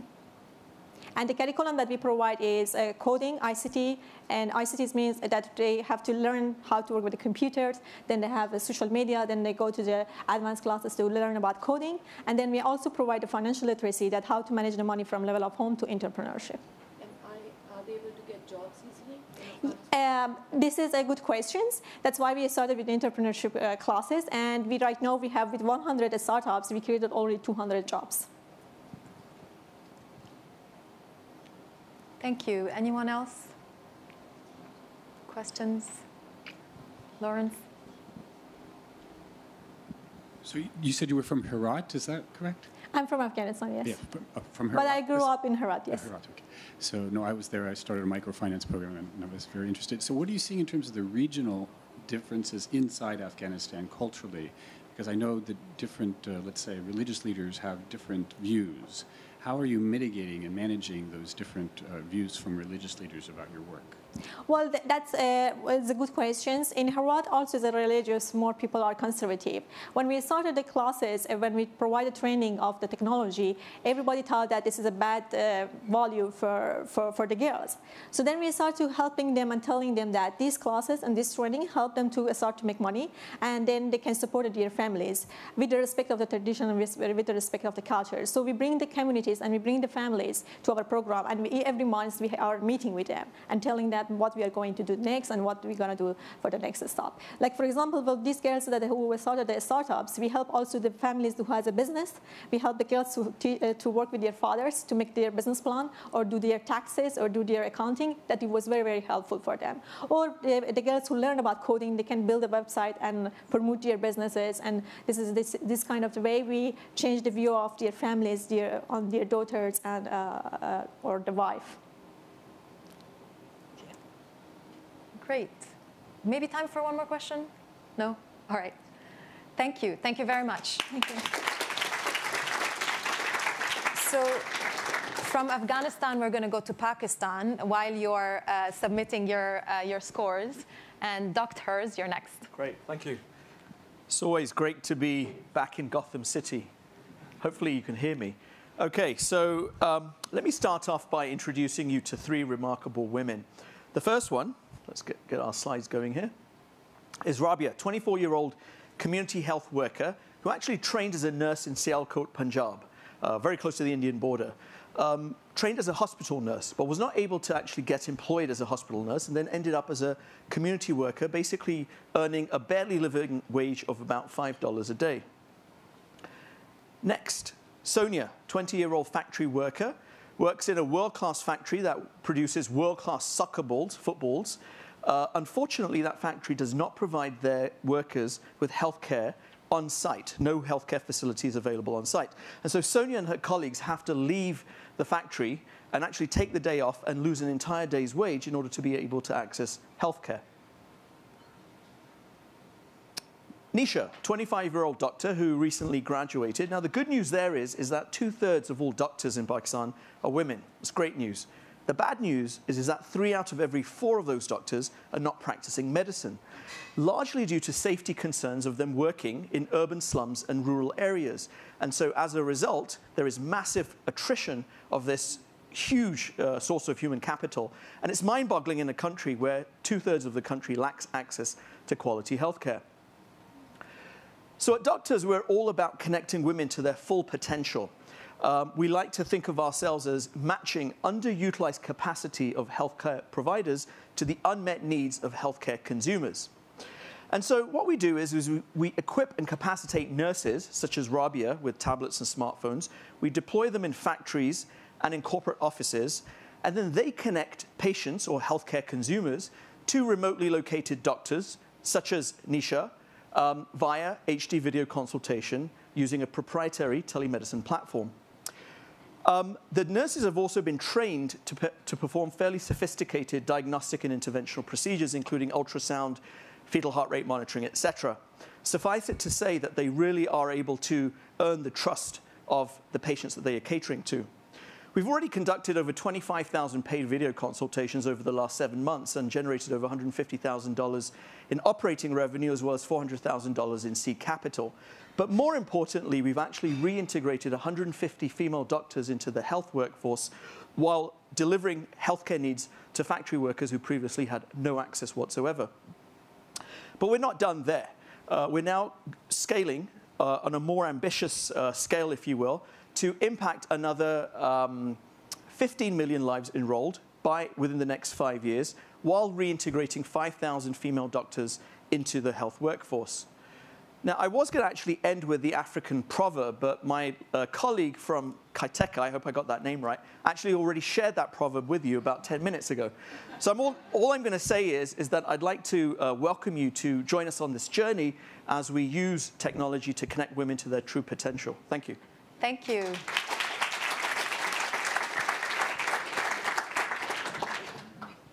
Questions? I don't have all the answers, but I have some of them. Pepsi, where are you? Did I mention corporate value chains? Okay, good. I'm glad I did. We have a very robust partnership with a bunch of large corporations who co-finance these health and wellness plans as part of loyalty programs, retail incentive programs, distributor incentive programs, or supply quality control programs. So that was just my answer before your question. That's all right. Anyone else, Lawrence? This is what happens when you forget what you were supposed to say during your 3 minutes and then you extempo. So how dependent is the technology on 2G, 3G access? Great question. Yeah. So one of the anomalies of Pakistan is that 3G and 4G access is tremendous. There's actually 95% tele density across the country. And Telenor, the Norwegian telco, is actually responsible for a lot of that, especially in rural areas. And so by virtue of that, and we collaborate with them, by the way, they're also a minority equity stakeholder in the company. By virtue of that, we're able to actually leverage that bandwidth for, and so we're actually able to provide fairly high quality video linkage to remote rural communities. Now, having said that, a lot of our beneficiaries are not quite yet comfortable using video because they have this fear that, in fact, their images might show up on Facebook or somewhere else. And so, oftentimes, it's the nurse who does a lot of the trust intermediation, and then the doctor speaks by mobile phone, which doesn't require 3G or 4G. You can actually use 2G as well. Great. Kavita. Kavita. Beautiful name. Poetic. Yes, it is. Thank you. What about the liabilities on the medical side? And then is it from the user who signs any sort of a no objection certificate, or is it the doctor? And the medical association in the middle has any role to play or not? Great question. So Doctors is both a platform as well as a group practice network, kind of like Kaiser Permanente, if I can use that as an analogy. And so Doctors takes all of the liability, and it's useful that it's one of its parent companies or parent stakeholders is an insurance company. And so the insurance company actually underwrites the risk for the providers. Now, all of our providers are licensed, they're credentialed, and they have random quality assurance monitoring. So there are specialists in the US, in the UK, and in other parts of the world who are randomly monitoring the quality of the services provided with patient consent. So the patients obviously provide informed consent prior to the video consultation occurring. Does that answer your question? Or? Katja, the last question is yours. Yes. Could you talk a little to scalability? Sure. It's, kind of hearing you talk here, I'm sure you have a lot in the back of your hand about where this could go. So just to give you a couple of examples, we heard a lady talk about Native Americans here in the United States. There are lots of underserved communities here in the US, migrant workers, Native Americans, who this service could easily be useful, just to kind of give you a glimpse. Thank you. Sorry, I've got to be fair to everyone else. Thank you. Thanks very much. Gap Square is next. Hi, my name is Zara, and I'd like to take you on a journey on how we're going to close the gender pay gap in the next 17 years. Why we want to do that? Well, the World Economic Forum estimates currently the gender pay gap is at a staggering 59%. One of other estimate from them is that it will take 117 years to close the pay gap. Based on my exit strategy in about 50 years by cremation, I'm not going to be there to see it. So that's when we knew we have to do something about it. So what we've done is we've developed a unique software solution that helps businesses understand the gender pay gap, remove the myths about the pay gap, and actually take data-driven decisions that help close it in the next 17 years. So what companies do is very simple. They upload their payroll or HR data into our system, and they get instant insights into 3 key areas. They get data around, 1, what the gender pay gap is. 2, they get insights into why the gender pay gap is there and where the key challenging areas are. And 3, and most importantly, they get data-driven recommendations on what they can do to close the gender pay gap. Our solution is very simple and provides instant insights and visual interpretation into why the gender pay gap is there, and narratives that are generated automatically by machine learning and artificial intelligence engines that we have working in the background, so that they can get more insights into trends within their organizations, but also on a more macro level, trends by region, by geographic location, by company sizes, by different occupations. And therefore, they can take more informed decisions about how they can close the gender pay gap. We've launched GapSquare in the UK and have used tailwind from UK legislation that requires companies to report on the gender pay gap on an annual basis to get our customer base to over 70 large companies. Businesses are starting to use us because of the legislation, but what they see as a result is that they are 15% more likely to outperform their competitors, they see higher returns to shareholders, and they see a more engaged and inclusive workforce. So what we want to do next is we want to take these benefits worldwide on a global level, so that not only my girls, but women and girls worldwide can see these benefits prosper and be more included into the economy. We're here because we need support across 2 areas. 1, we want to leverage partnerships with HR and payroll software providers so that we can make our solution easily accessible to businesses anywhere. And we also want businesses around the world, many of them represented here today, to use GapSquare so that we can close the gender pay gap in the next 17 years. Thank you. Thank you, Zara.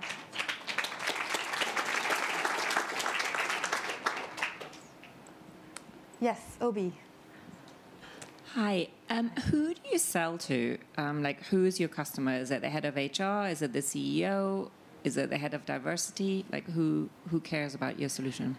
It really varies. So the UK legislation requires companies to report on the gender pay gap, and they put the agenda with the CEO of the company. And if there's buy-in from the CEO, then things are more likely to move quicker. But we have primarily HR and finance departments within companies getting more engaged with the agenda and then involving other stakeholders and the board and the CEO. Katie? It's Katie. Where did the 15% increase in their profits or their business, what does that come from? Is that if they implement the advice? That is if they implement the advice, and that is if they actually take forward the solutions to create a more diverse and inclusive workforce with more productive teams, then they are likely to see, they're likely to be 15% ahead of the competition and see significant returns to shareholders and increase in stock price growth that is higher than the averages in the economy. So that's a prediction? Yes, yeah. Anyone else? Question? Kavita, I guess. No, I'm just making a comment. Both of us, most of us would retire by 2034, so we'll never get to quit in our life. What do we do? Well, it's about doing this for the next generation of girls and women and making sure that we can be here 17 years from today, hopefully in New York, celebrating the end of the gender pay gap. That's what we're going to do. Yannick, yes. The 15% have been calculated for many companies and over how many years? The 15% increase return on investment. So that's the 15% higher return on investment is if they decrease the gender pay gap nearly to zero, and they can see that in a year. For how many companies and over a period of how many years? So companies. How many companies and for how many years? How many companies would to come up with these statistics? Oh, so it's a research with a large number of companies. I think we currently have about 70 clients. So all of the predictions that we do is based on data from the 70 clients that we have. And Kate? For your solution to work, do you need a specific size of a company, or for the AI to analyze the solutions and explain the? So any company of any size can get insights into the gender pay gap and why it's there. But in order to have more predictions, it would have to be a large data set. Another thing that we have is access to data from the Office for National Statistics, and that kind of provides us with wider information and more data that we use AI on. Okay. Sorry, I know there were more questions. Thank you very much, Sarah. Thank you. Thanks. Thank you. We're more than halfway through, and next is Annie Cannons. Hi, everyone. My name is Jessica Hubley. I'm a co-founder and CEO of Annie Cannons. Annie Cannons is a holistic solution to transform survivors of human trafficking into software professionals. We break the cycle of exploitation for survivors by training them in technology skills up to and including software development, by helping them build earnings and portfolios over time, and by building products with them that fight the underlying causes of trafficking. So our solution to the challenge of bringing women of all backgrounds to prosper through technology is an ecosystem. It reinvents both the classroom and the workplace, leveraging survivors' natural talents in a model for economically empowering all marginalized girls and women through tech. You see, large-scale social issues like poverty, discrimination, and violence create the vulnerabilities that drive a cycle of exploitation, which sees vulnerable individuals, millions worldwide, exploited again and again. And survivors with technology opportunities are actually the best people to help society break that cycle. Why?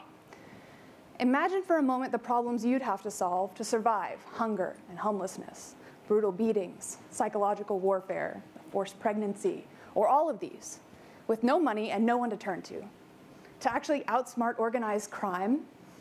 You see, Annie Cannon students are all very different people from very different backgrounds, but they all have something in common. They're all natural problem solvers and a vastly undervalued human talent. Survivors are referred to us by service providers and shelters who've seen their potential despite the obstacles life has thrown in their way.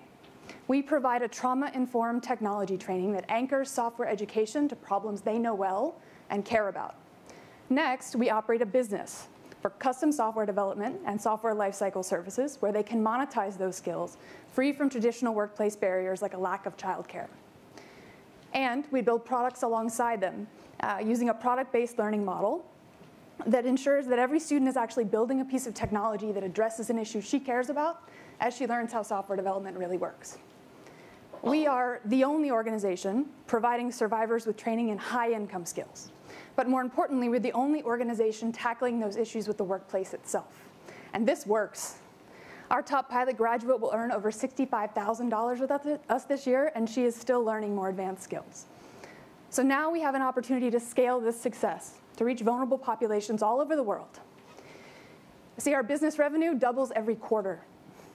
With $1 million in investment to fund our operations and growth over the next 3 years, we can leverage a retained commission on that revenue to not only sustain our own operations by 2021, but also help survivors earn $15 million in income in the same period. We're proud to stand here alongside other people who are invested in bringing hidden figures into the light. And together, we can fight trafficking, discrimination, and gender-based violence from the inside out. Thank you. Thank you. Thank you. 3 minutes for questions. Kate? How do you offer a certificate program, and how do you think about yourselves versus, say, a community college course or something that might be recognizable to an employer? So our target is to get them income, not get them jobs, although we support them getting jobs. So we do offer abroad to about 50% of the survivors in a local community a digital literacy training that's targeted at giving them common computer workplace skills like using a Word document. But those who are invited to continue through our data entry course, their target is actually learning to do data entry for clients that we source for them. Web development, it's targeted at getting them to build websites for clients we source for them and then continuing to build skills with that knowledge over time. So while we totally support someone going to get a job, we recognize that there's actually a very, very deep issue with the technology workplace right now. And rather than putting one of our students in a position where she'd have to explain in an interview why she has an arrest record for prostitution, which is going to color her work experience even more than another woman of color who already is challenged in that environment, we're choosing to give her another path where she can actually support herself and her family. So they're your employees? There are subcontractors. That gives them the flexibility to heal at their own rate, to support their families, to pursue their own goals, and hopefully to start companies with the products that they've ideated with us. Thank you. Kavita? How do you get access? Like, is there a referral program? How do you get these, your users or your customers? And the second thing is, do you go through any sort of like medical testing or psychological testing before you put them in any specific program, or is it a generalized program for all? So I'm not sure I understand the first part of your question. As far as where the students come from, a shelter is looking at the population of residents that they have, and they're identifying people who are in the right drug rehabilitation place, if applicable, mental health state, counseling state, and trauma recovery state to actually participate in the classroom environment. Those are the people who are even being referred to us. From there, the first few weeks of the initial digital literacy class are helping us to understand even more about that person's life circumstance. Do they have enough to eat? Is the place they're living really stable enough to support learning, et cetera? Also observe how they behave in the classroom, how they interact, and whether they really are in the right mental health circumstance. We do require that everyone who refers students to us is providing some kind of counseling or is connecting them to some kind of counseling. So we're establishing the mental health piece through partnerships right now, although one day I would absolutely love to have a therapist on staff.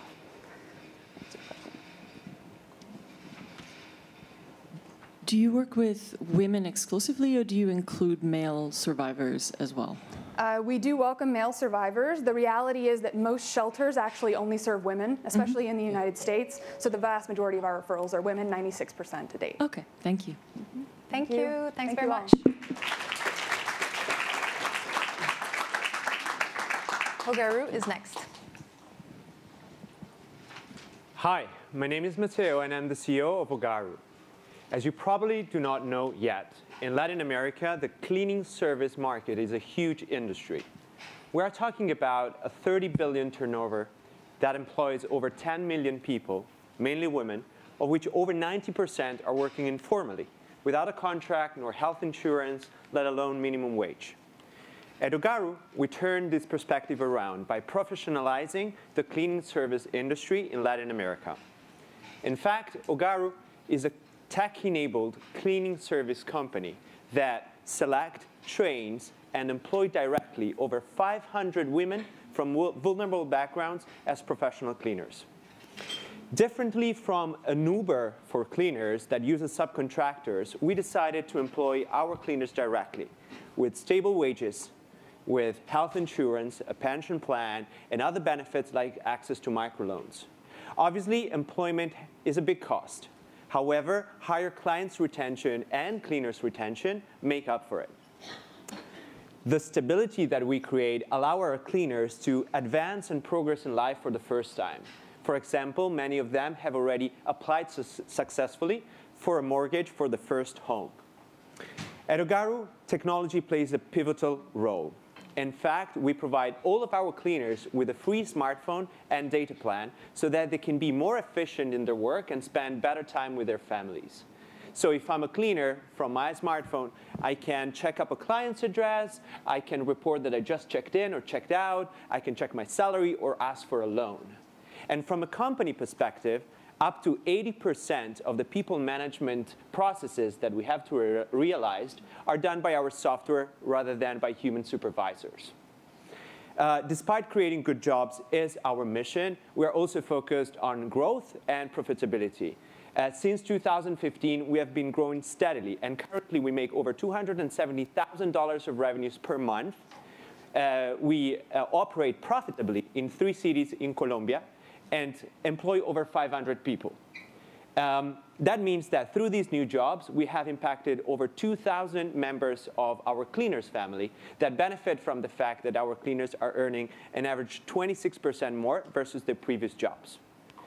Becoming part of the Solve community can really help us getting dedicated mentorships in areas that we're not experts in, and achieve our final goal, which is to create the most efficient tech-enabled facility management company in Latin America and create over 10,000 good jobs by 2020. Thank you. Thank you, Matteo.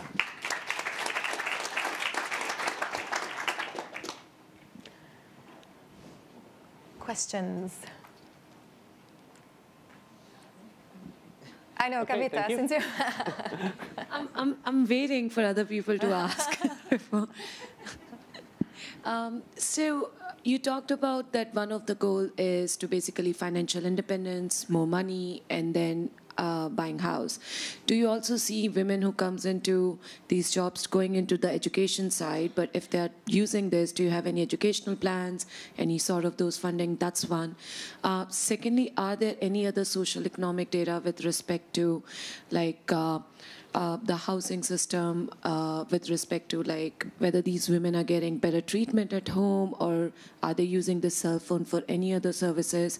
And my third question is data privacy. What are you doing with this data? Okay, let me try to Especially go for one especially by the one. financial data, if they are asking for loans and everything. Right. Starting with the third, since it's the one that I remember, we have already issued 1,600 loans to approximately 510 cleaners. That means that each cleaner, on average, has taken up to 3 loans. These people live on the line of poverty, and whatever type of emergency is really an emergency for them. So now they can just click on their smartphone and we wire the money. The good thing is that as collateral, we use their salary. Since we employ them, we can deduct from their salaries without, obviously, interests. For us, is a retention strategy. The first question was, sorry. Education. Yeah, definitely. That's a good point. We don't want our cleaners to be cleaners forever. So we structured a 4-year plan through which we teach them from basic skills like sexual planning, personal finance, client services, up to on the 4th year, which we're not yet there because we were born in 2015, we will sponsor a free education in something which is at least a step further down in the job ladder, which is either cooking, so being a chef, or taking care basically of babies or adults. So we do foresee that they come in as cleaners, they work as cleaners for 4 years, and then they learn new skills and advance basically in their career. Where do you plan to scale and grow in Latin America? Right. And how are you going to do that? So our next stop is most likely Mexico for next year. We are currently in Colombia only in 3 cities. What we've been successful is at replicating our model in these 3 cities, but we still have to learn how to do it abroad because obviously regulation is different, labor laws are different, culture is different. So that is one of the areas actually where we would like some expertise from MIT because there are different options to use. Thank you. Thanks very much. Thank you. Thank you. All right. Next is Odetta.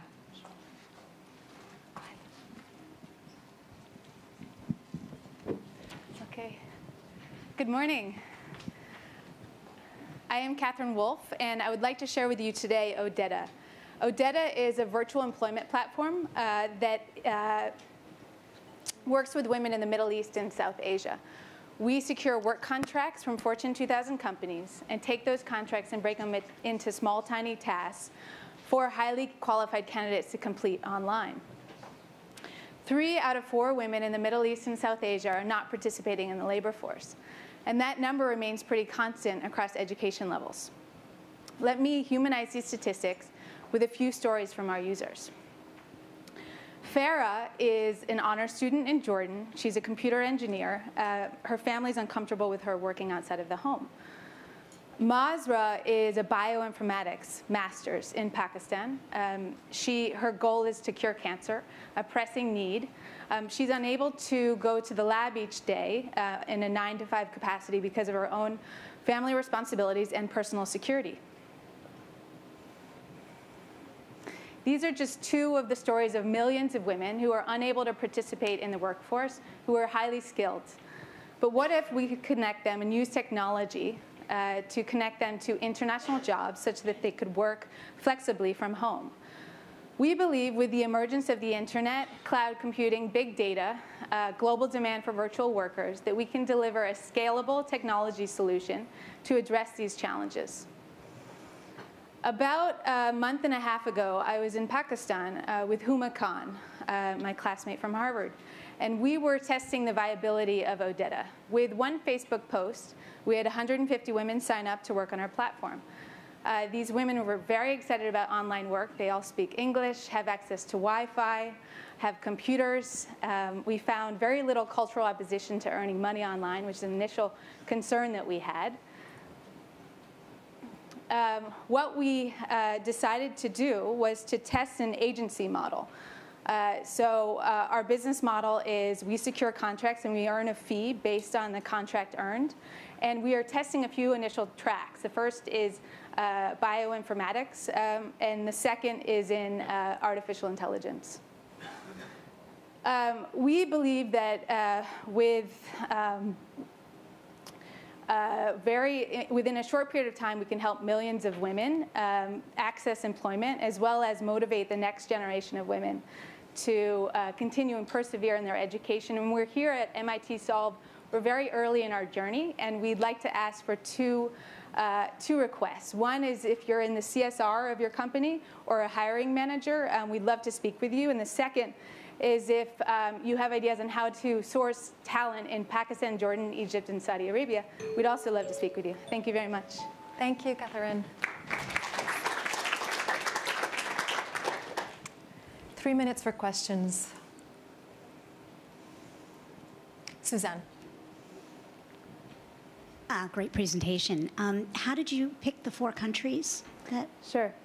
Well, it started with a list. I was looking at a list of countries with very low labor participation, and then we looked at population, Wi-Fi, cost of data, English speaking, and then I looked also at who I knew in those countries so we could build local partnerships. I had a classmate who's from Islamabad and pitched her the idea, and she said this could really work in Pakistan. Then I met a woman in Jordan who said this could really work in Jordan, and then I met someone in Egypt. So we've been kind of both based on data as well as personal connections. Is the goal to expand? Yes, but also just start small and kind of iterate and make sure that it works before we expand too quickly. Great. Any additional questions? Obi? This might be unfair because you're presenting after them, but you and Ketika seem very similar. So at the very least, I'd encourage you two to talk. Yeah, we're open to that. Actually, in fact, recently I just partnered with an existing startup that's been trying to solve this challenge for the past 2 years. So we're actually leveraging their technology to be able to do a pilot with 20 women in bioinformatics in Pakistan and then test that with US companies. So we're very open to partnering. There's no need to build additional technology, and I mean, it's also a huge market. Our differentiation is we're focused on high value and also long-term engagement. So as opposed to building a platform that just does the initial connection, we want to build a community of women where there's mentorship and training and long-term employment opportunities. Great. Lawrence, please. Have you considered Qatar? Because 75% of graduates from university are women in Qatar, but there are these same dynamics about preferring to stay at home. Yeah, I mean, that would be great. We're very open to that, and if you have ideas on people there. Our main goal, like I said, we're pretty young in our journey and open-minded about where we work. And it's pretty straightforward, our business model. It's been done before. What's differentiating about us is actually making sure that this is targeted at women and women employment for long-term fair pay, interesting work.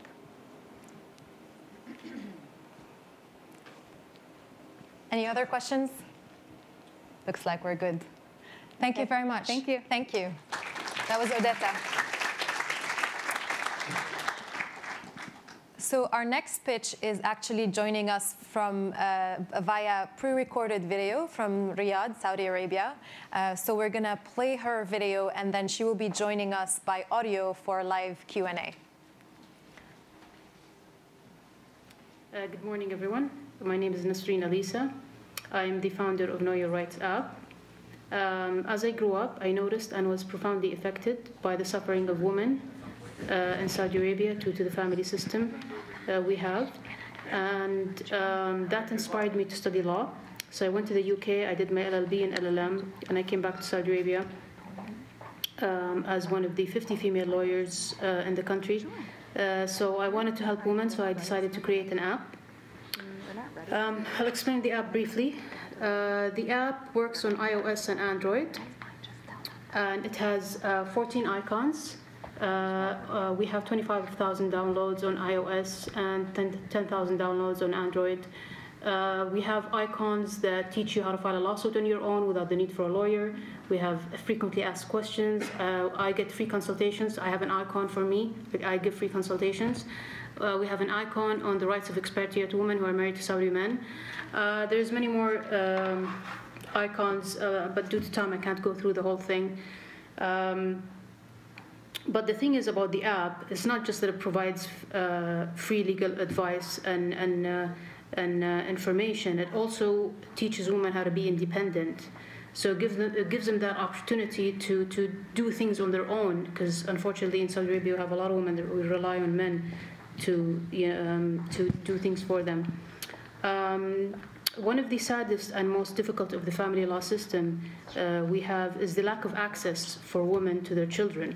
The fact that men hold all the power to register their children's documentation creates a barrier to mothers being able to maintain a relationship with their children. And one situation that touched me is the story of a woman got married at a young age to a man. She had 4 kids from him. He divorced her, kicked her out, married another woman, and registered the 4 children under the second wife.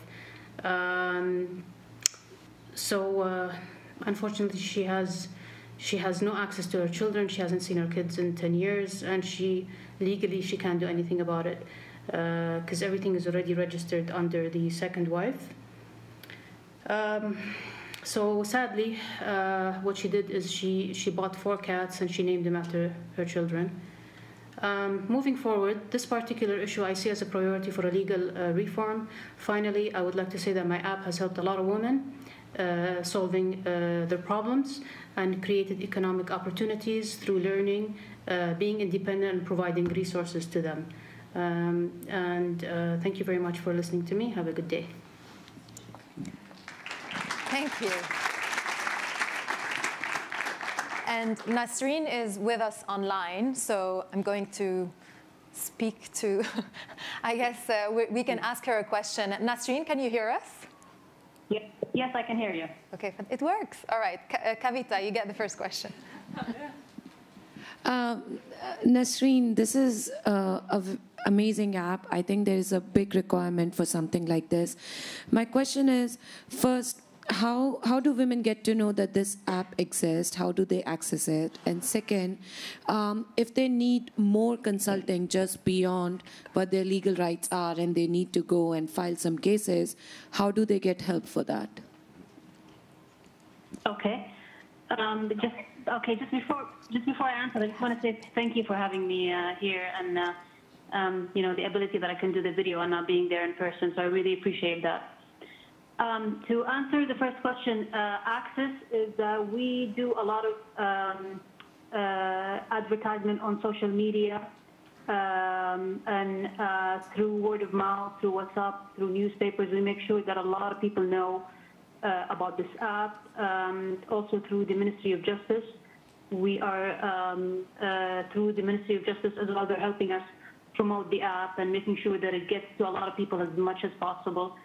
And with the number of downloads, it tells you that the number of people that have access to it.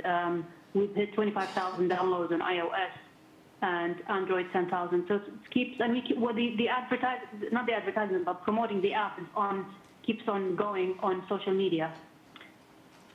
Regarding getting more than the app, there's one of the icons in the app which says free consultation, and that goes through me. And then there's another icon where it has a list of volunteer lawyers. But if anyone needs more than consultation, because at the moment we only provide consultation, the thing is I'm trying to get funding through businessmen, through charities, through ministries, and to keep an account in case we get someone who requires litigation to a point where they can do it on their own, because the app also offers litigation where you can do it on your own.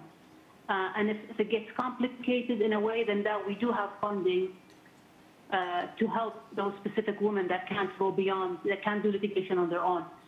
Because in Saudi Arabia, you can do family law areas, you can really litigate on your own if you know what to do. And that's why we have the app, that it makes women be independent, because we want them to do this on their own. We want them to learn to be independent. Lawrence. The second question is from Lawrence.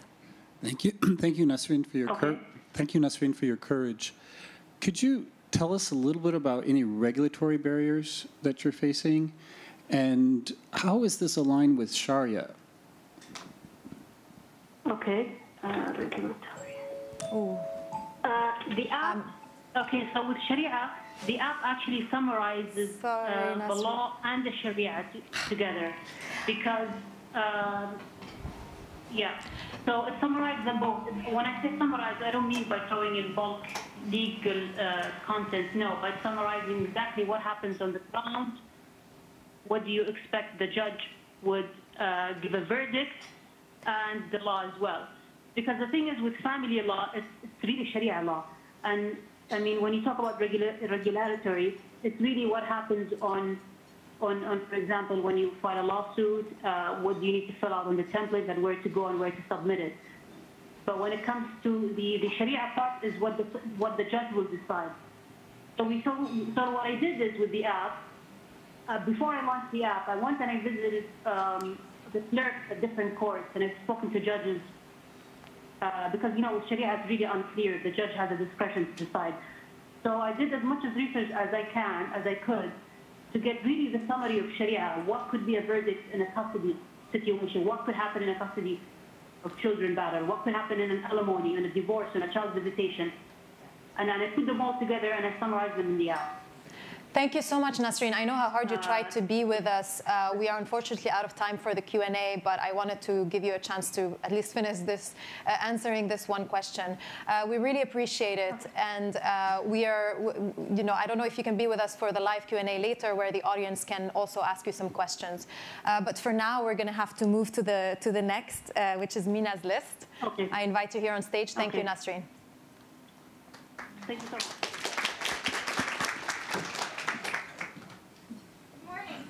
I'm Tanya Henderson from the Mina's List Votes team. And I'm actually so excited to be here with you today, because 4 years ago, when I first came up with the concept for our solution, everybody told me it was impossible. So the fact that I'm even here means that maybe we've actually created something that could fundamentally change the world. I realize that's a big statement, but the truth is, after 25 years of working on issues of poverty, global health, economic development, women's rights, and peace and security, I learned that electing more women to government results in better outcomes for everything that I cared about. McKinsey recently found that gender equality in work and society could add $12 trillion to the global GDP by 2025, and that we can only get there by increasing women's political representation. So the purpose of our technology is to help women candidates overcome the barriers that prevent them from getting elected. Globally, 1 in 5 legislators is female, and in dozens of countries that number is 1 in 10. The obstacles women face are profound. For example, Rona Tareen, a parliamentary candidate from Kandahar, Afghanistan, said, "I'm under a burqa. People cannot recognize me. Men can go to the mosque and talk in public. Women must talk to individuals. You just can't have that same large gathering."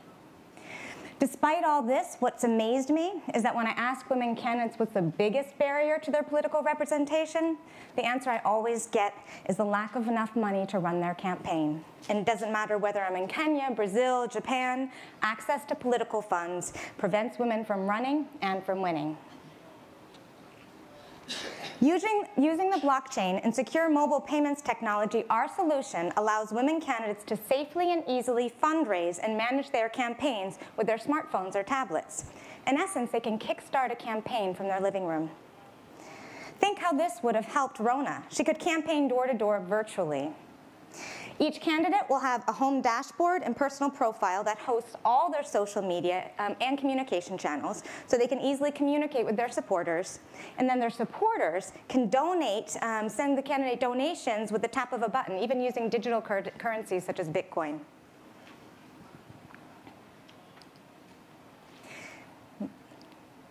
This year, we witnessed a profound phenomenon, the reawakening of our global women's movement. Can you imagine what our world would look like if we could leverage this movement to elect more women to government? Our solution makes this possible. Our platform will launch next year in Nigeria, where less than 7% of political positions are held by women. And in 2015 primary elections, 90% of the female candidates who ran lost. We believe our technology will help Nigerian women win in 2018. Thank you. Thank you. All right, time for Q&A.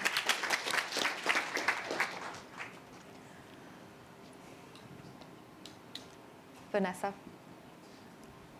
So are there any legal and regulatory barriers in the countries where it's going to be rolled out? Yes. Yeah. Every country has its own campaign finance laws, which is why people told me it was impossible.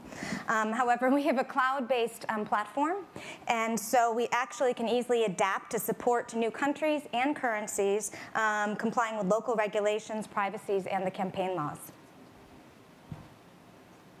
Lawrence?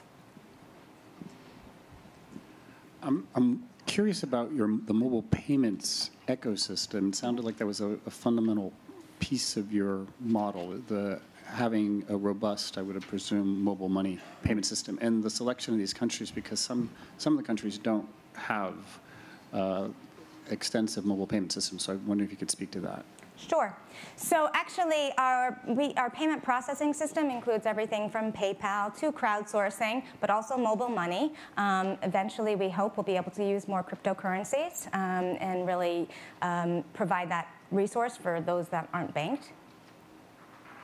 But for each country we go into, we actually the platform is fitted, for that particular country's monetary transfer systems. One more for Vanessa. So could you explain the choice of the countries that you went into? Sure. Yeah. So Mina's List overall model is we actually partner with in-country women's rights organizations and sitting women parliamentarians in that country. So, and then we have those women actually identify women that are leaders at the grassroots level, and we come in and put together the political training. So the mobile app is really the fourth stage. Once they announce their candidacy, this is how they overcome the financial barrier.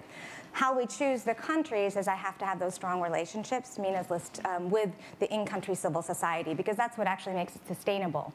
Is there going to be that global women's movement that really can be leveraged to get those women elected?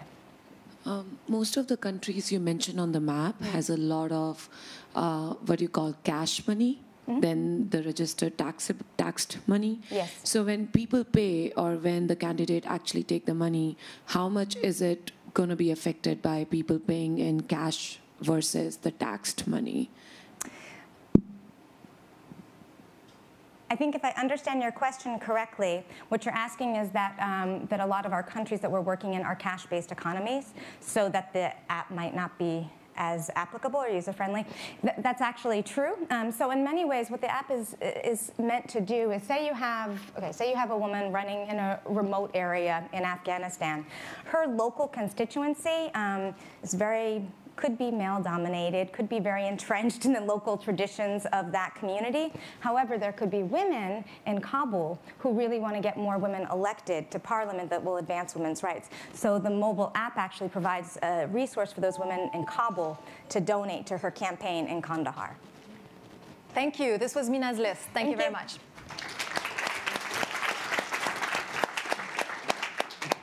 So Sathi is next. You might have to click it yourself. One more. Great. And Sathi, I want to congratulate you because you've won the Community Voting Award. Among the 17 finalists of the Women in Technology Challenge, you were the one with the most votes. So congrats to that. Thank you.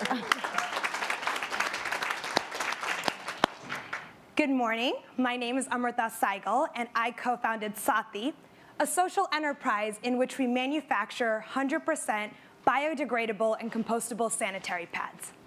I studied mechanical engineering at MIT and previously worked for Procter & Gamble as a design and automation engineer for Always Pads.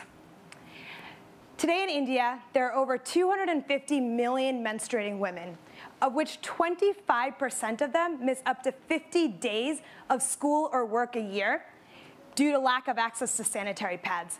And this leads to up to $15 billion in lost productivity and economic output annually. Traditional pads made by large multinationals are comprised of more than 90% plastic and take over 500 years to degrade in landfill. Additionally, they use wood pulp as the core, which means cutting down trees and harming the environment. One of the major reasons why women in rural India don't use pads is because of lack of disposal options for all the sanitary pad plastic waste. We have developed the world's first 100% biodegradable and compostable sanitary pad made from waste banana tree fiber. Why banana fiber? 1, it's super absorbent. 2, it's readily available. And 3, it's a complete waste product since banana trees only produce one bunch of bananas in their lifetime and they have to be cut down after the harvest each year. Oh my God. Why? We are economically empowering women by providing women with pads, allowing them to stay in school, achieve an education, not miss work, get their full potential, and move up the socioeconomic ladder. We sell our products in 2 markets. In the urban markets, we sell our product at a premium price of 25 cents and use that to subsidize our pads sold in rural India at cost at 7 cents per pad. Since launching, we have sold over 250,000 pads in the last 6 months, generated more than $30,000 in revenue, and we currently manufacture 50,000 pads a month and are in the process of scaling that to 3 million. We are super excited that the feedback we've gotten from the women using our products is that they feel safe and confident that they are not going to have leaks when they are attending school or work. Beyond this, starting in 2018, we plan to expand our manufacturing to other countries where the need is there in Africa and Southeast Asia. I am very excited today to connect with anyone and everyone in the Solve community that has experienced scaling manufacturing, building a strong consumer brand, and together I hope we can empower the lives of women and girls all over the world. Thank you. Thank you. And I'll just pass around the talk. I've got to say, it's never been so exciting to hear talk about periods. Questions from the judges. You have 3 minutes. Kate, do I see a hand? No? Katja. You pinpointed in yourself in your pitch, maybe not today, but what about the raw material? Can you get enough? Yeah. Scaling from 50,000 to 3 million is quite substantive, yes. And we do love bananas, but... Yes, that is actually not a problem at all. The amount of raw materials available for banana tree fiber, there's no shortage.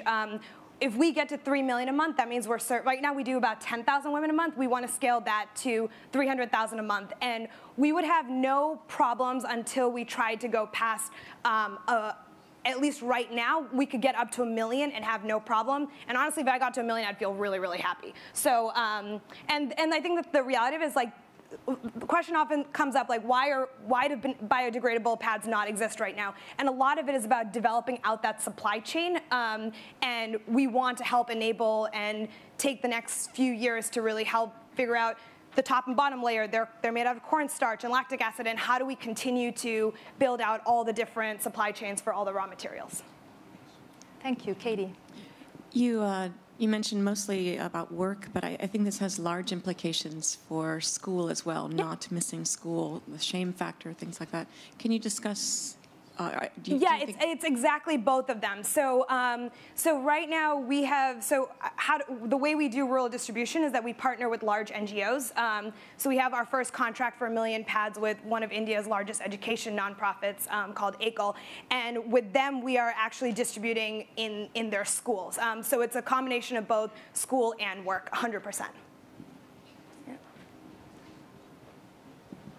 Kavita.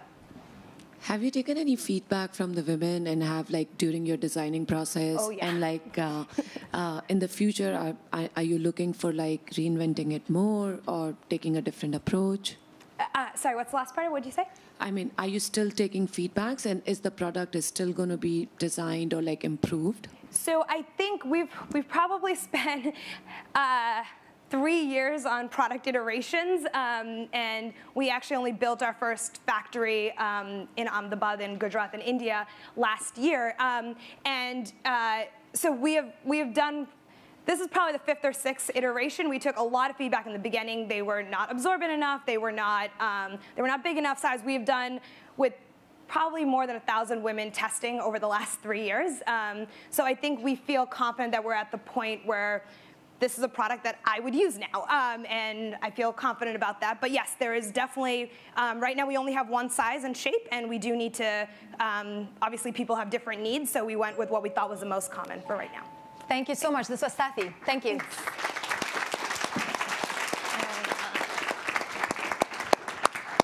Great. 3 to go. Safe City, you're next.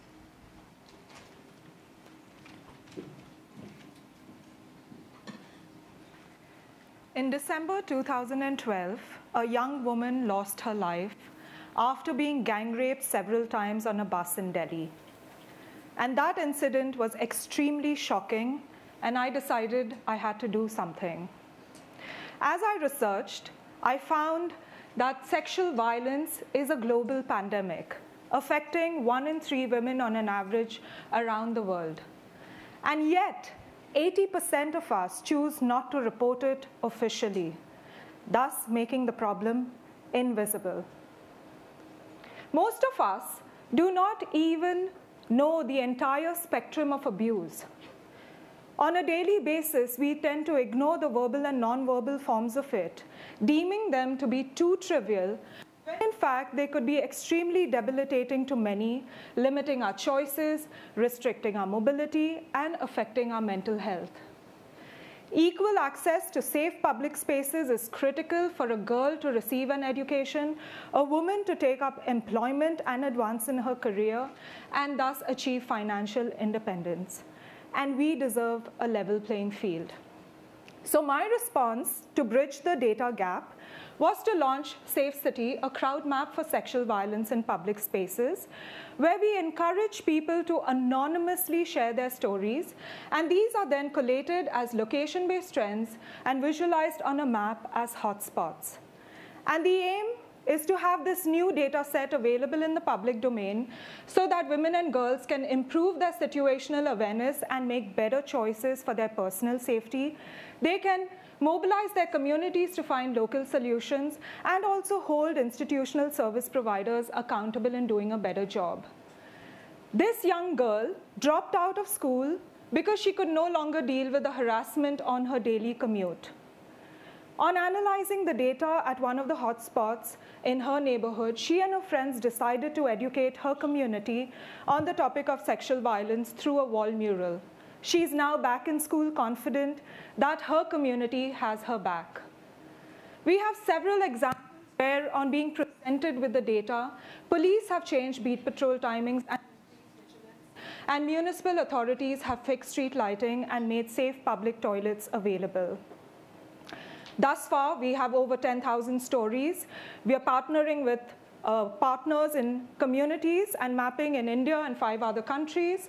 And we have directly reached through our campaigns 400,000 people.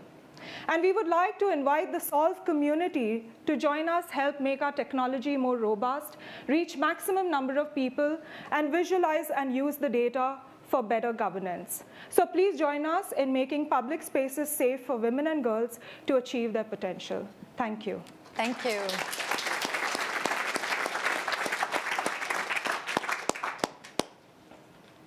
Thank you, Elsa Maria. Questions? Katie.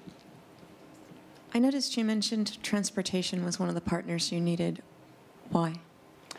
Transportation seems to be one of the hotspots. We've just written our first academic paper on sexual violence in buses in India.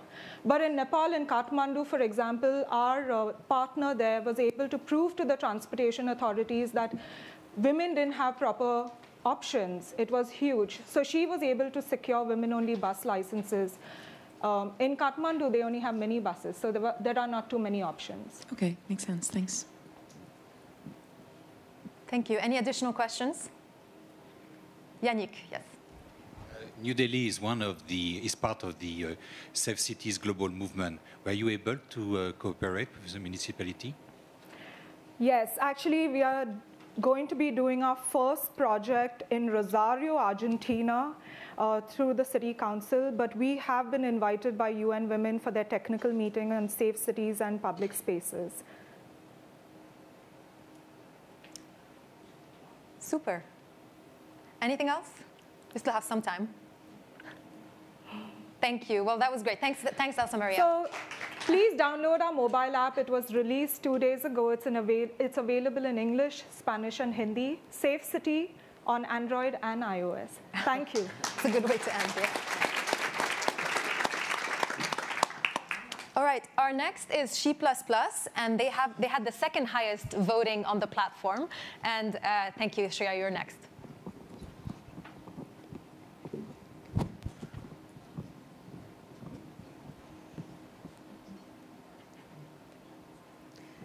If you look at the numbers from high school to college to industry, women are falling out all across the tech pipeline.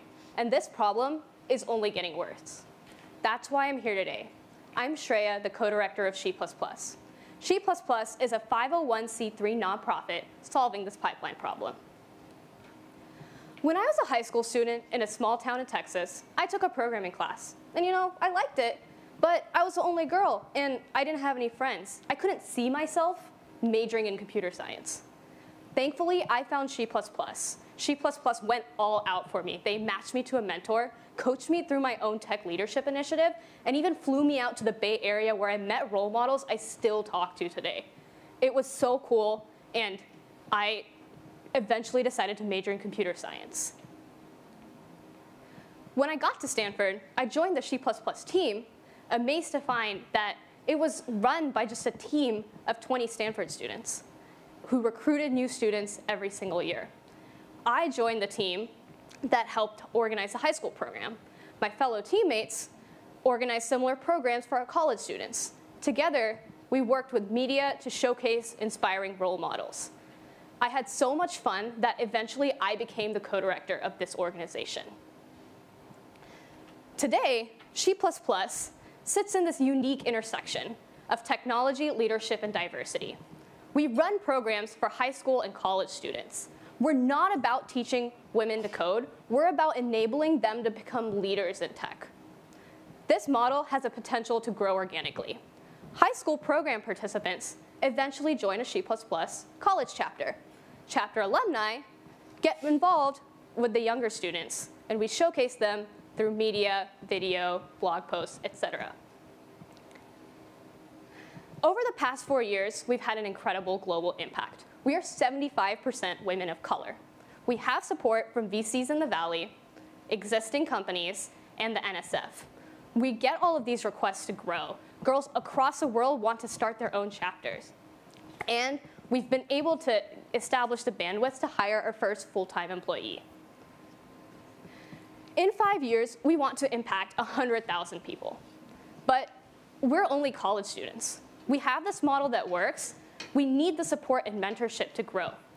We need to be able to amplify our video messages, and we need to be able to partner with universities to start chapters. All the numbers that I talked about earlier were just from one chapter. With support from a community like Solve, this could really happen. Imagine if we had 50 chapters, what we can do. She++ could change tech. Thank you.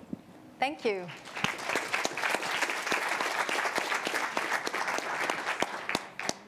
Time for questions. Hi. Yeah.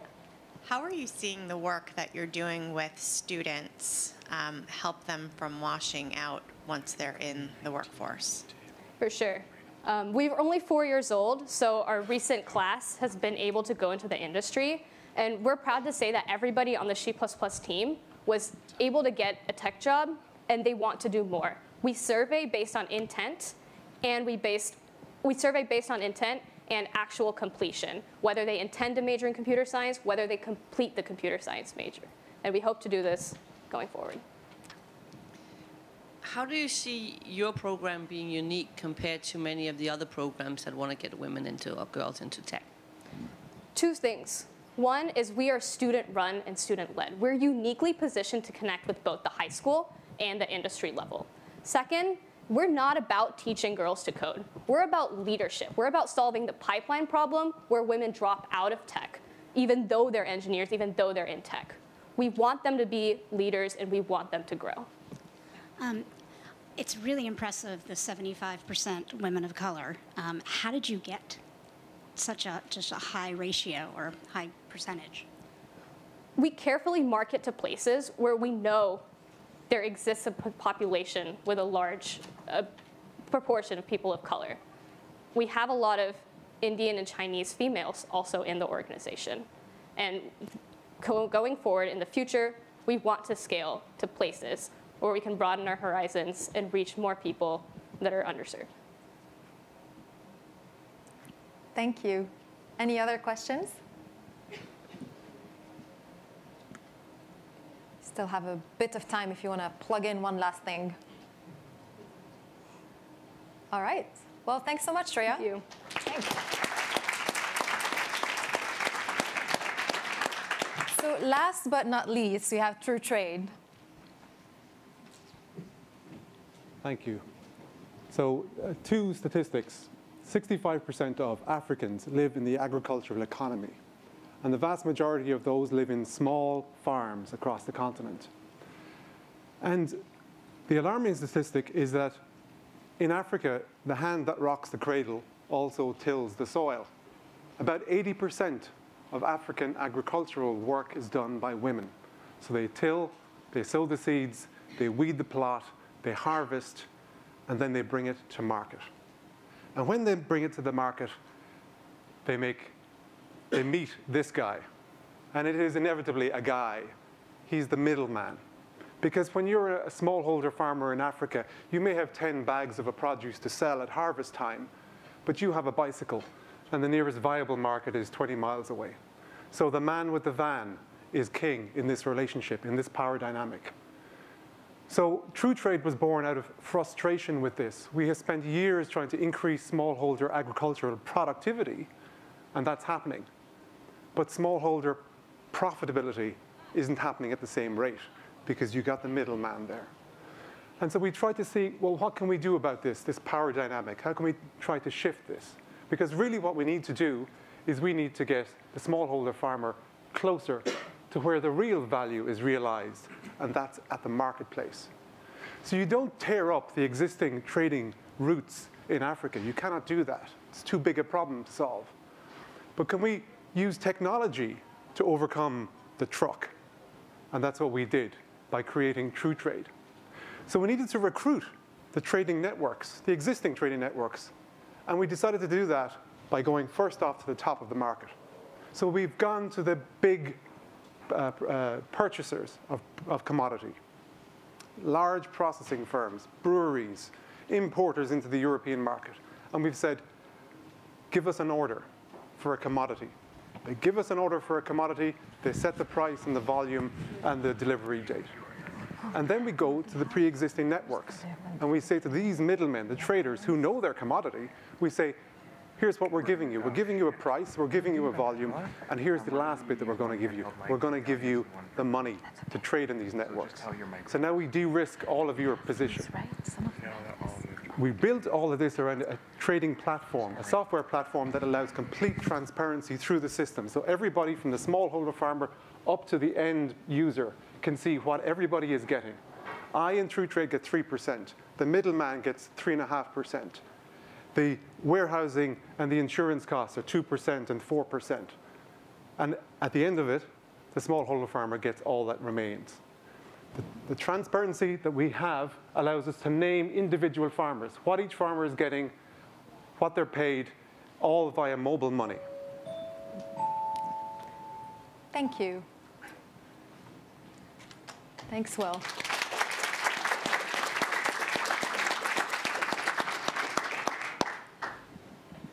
Thanks for this. What is the average margin, the uptake of margin that the consumer, the producer is getting? Great question. We've been running this for 3 years. Over the 3 years that we're working on this, about an extra 25% margin is going to the smallholder farmer. That's the 3-year historical average. We're getting better at it. This summer in Kenya, we're moving Kenyan avocado into the Dutch market. The average local price is 5 US cents per fruit. If you go to Whole Foods, you'll pay more. And from the Dutch market, we're able to pay smallholder farmers 11 US cents. So we're getting over double. So we're getting better at this. What I should have added on this is, the key to this is that previously a trader would tell you how much he paid a smallholder farmer. You've no way of knowing that. Now I can look and I can tell you, the smallholder farmer got this. 93% of our payments go through mobile money. I can tell you the date and the time that the farmer got it. Thank you. Apart from many of the smallholder farmers being women, what is the gender lens you have on your program? And how many of the smallholder farmers you work with and middle men or women are actually women? The majority of the farmers that we're working with are women. It's about 60% uptake. One of the things about this, a nice ancillary thing that we didn't think would happen, or we didn't predict it, is that because traders no longer need to be going into the countryside with large amounts of cash, it's now, because it's all going, or 93% is going via mobile money, trading is now becoming more open. The middlemen are now becoming slowly middle women. You don't have to have large amounts of cash in a rural economy for security purposes. Great. Katie? So, and then Obi. Even though it's transparent, I would think geographically the women are still limited to who they can sell to. There's only one person within their geographic range, or they don't have access to lots of middlemen, just one. And so what happens when he just chooses to charge to give them less money? Well, the whole point is that he doesn't get his hands on the cash. He now becomes effectively an agent. We're telling him what to purchase, and we send the mobile money to the farmer. I see. Okay, thank you. Great. Obi, last one. So I think the transparency is amazing. Have you thought of, is there like a premium product in here that someone like Walmart, for instance, would pay more, or Whole Foods, who you mentioned, for being able to trace all the way through to the individual farmer in their supply chains, given also like food security and all sorts of other questions that are bubbling out around that? I mean, for supply chain management, what we're effectively saying is, if you buy through the system, I can tell you exactly who you're buying from. Here's a list of the farmers. Potentially, we could geolocate them. We could allow you to communicate with your supply chain by texting them or voice messaging them. So we're building a supply chain from the bottom up by going to the top down first to set the price.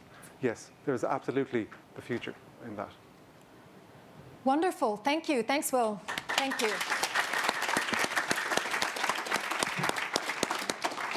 All right, now it's time for audience Q&A, and you can also vote for your favorite finalists by going to Slido, sli.do, and vote for them there. We have 2 mics, so I'm actually going to ask the finalists to come on stage so that the audience can ask you questions. And there will be 1 mic with the finalists and 1 mic with the audience. I can take one from you. Thank you. And we have about, I think, 15 minutes for that. So looking forward to many, many interesting questions. Thank you. You might want to come a little bit closer. All right, who's up for one?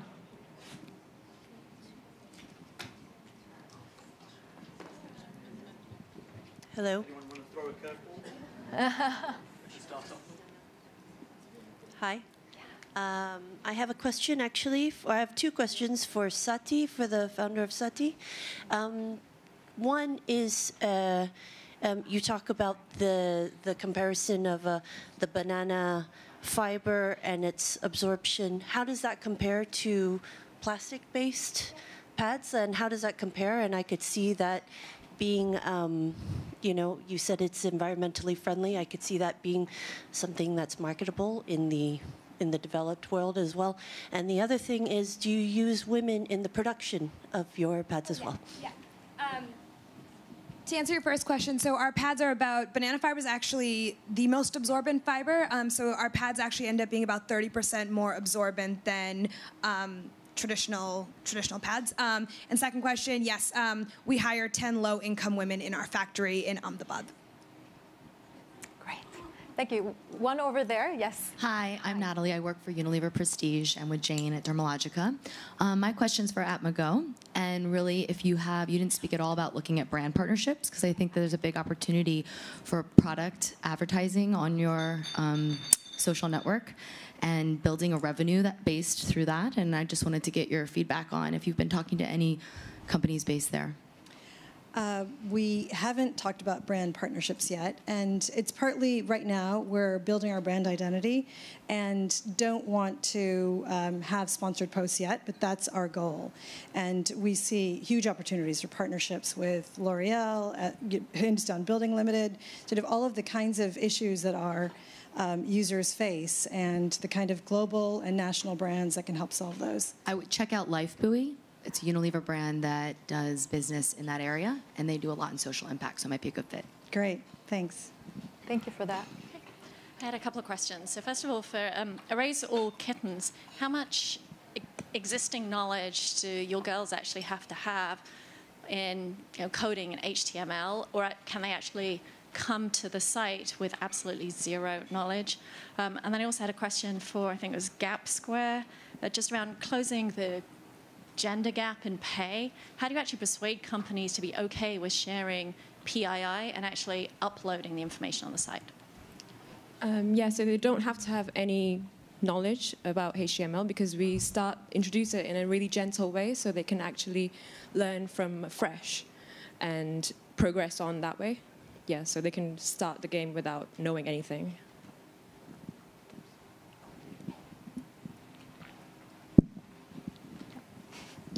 Thank you. That's a very good question. So we take data security very seriously, and we keep information about companies on one server and then the data they provide on another one. And we actually do not take any personally identifiable information, so we don't have people's names, dates of birth, or start dates. They all get converted into age or length of service. So there's nothing identifiable about the data, and so far have been trusted by large companies and organizations like the London Metropolitan Police with their data. So showcasing that they feel safe giving us the data. And we actually have companies in Australia and New Zealand and one company in the US who have done the same thing. And we do take data security very seriously.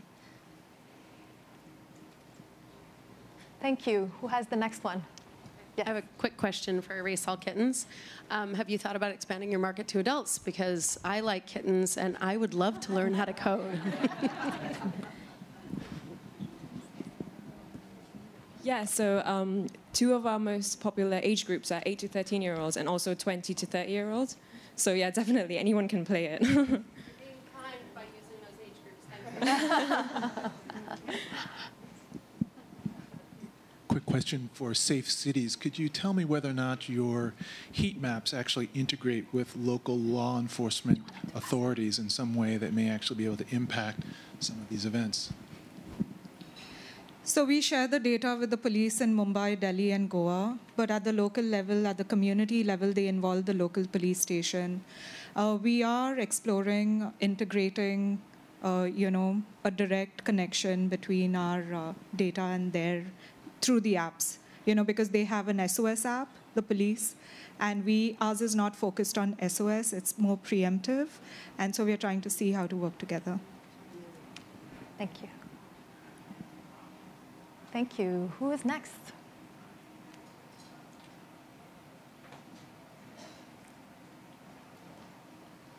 I can't believe it. Are we done? Yeah, here you go. All right, I have another one. This is for Hogaru. So I'm curious, will the women start as cleaners? And then one of the questions was, well, what's next for them? So you talked about them graduating to be cooks or caregivers, but you've also heard a lot of your colleagues on stage are really focused on training women with technical skills so they can have like a step jump in their income potential. So have you thought about what that graduation path is for them and whether they can do something beyond what you're currently thinking about? Thanks for the question.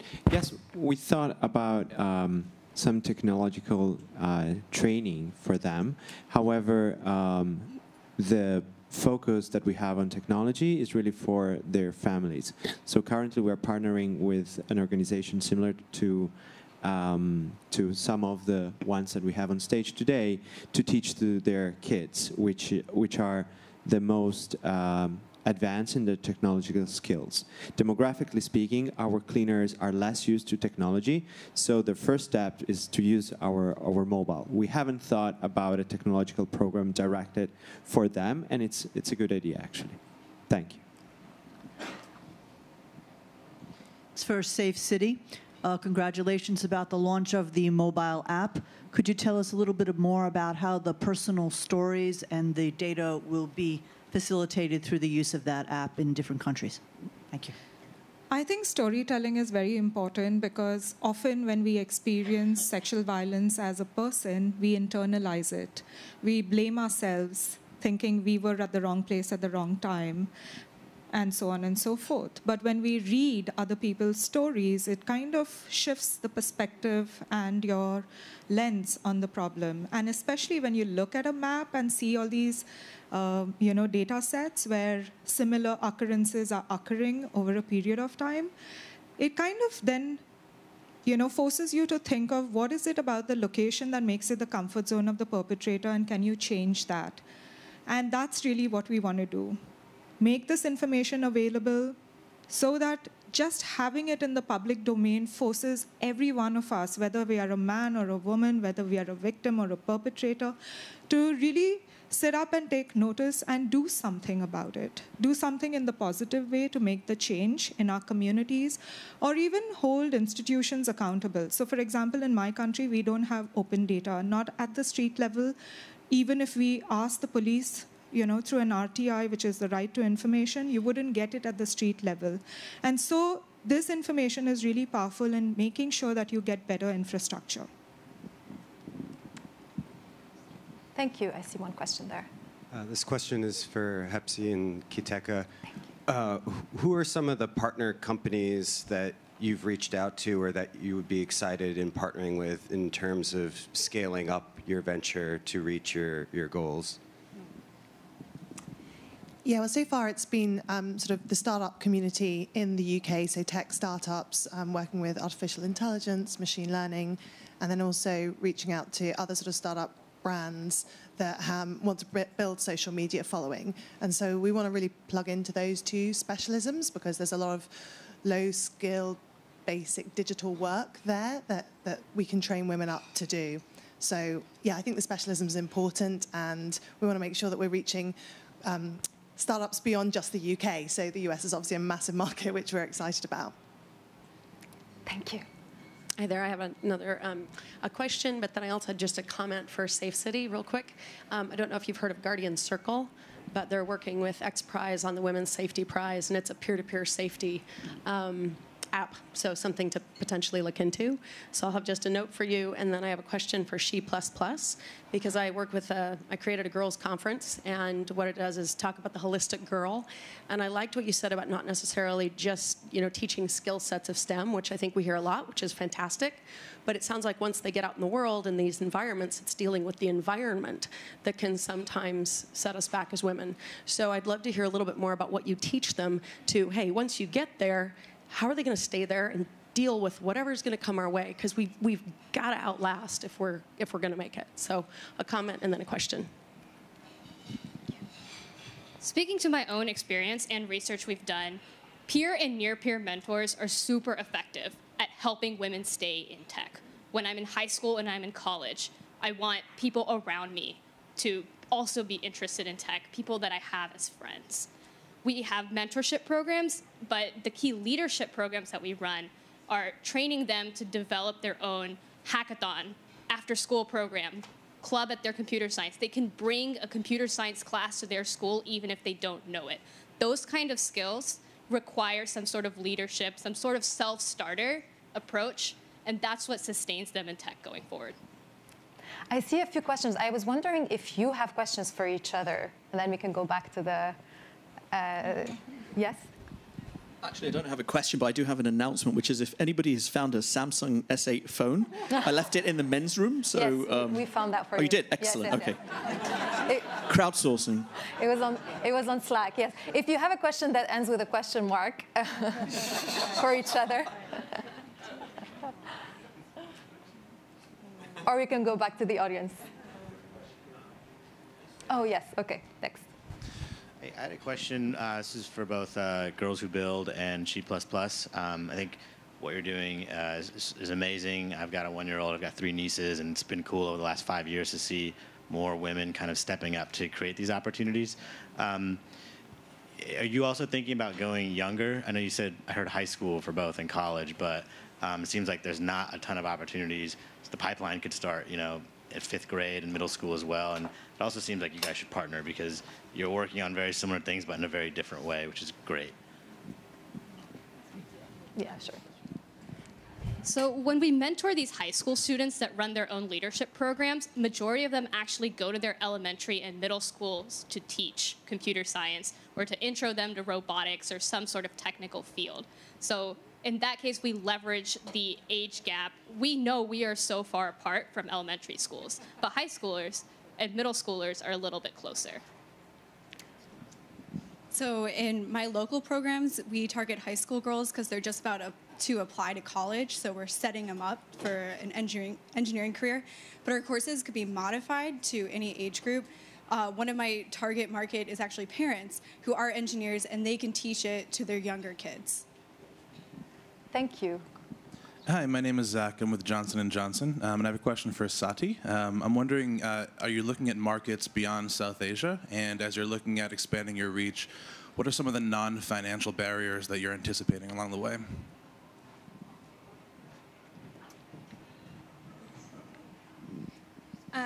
Yes, absolutely. So beyond South Asia, there's 2 things we're looking at doing in the coming years. Is definitely like replicating in like Africa and Southeast Asia is one thing, and then the need for biodegradable sanitary pads is also present in the U.S. and U.K.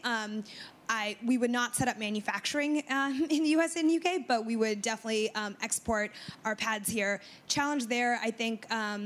Where we would need the biggest amount of help is around building a strong consumer brand, because obviously it's hard to compete with P&G and all the other Johnson & Johnson and Unilever and all that stuff. So that would be where I think the biggest challenges would be. So if you want to help, let me know. Super. One more question. Hi, I'm Heather Lord with V&H Social Impact, and I have 3 quick questions for all of you, which can be answered at a glance and maybe of interest to people in this room. So my first quick question is, how many of you are positioned and looking for philanthropic funding right now? Raise your hand. Great. And then how many of you are looking for a private capital investment right now? Raise your hand. Great. And then how many of you are actively looking for board members or advisors?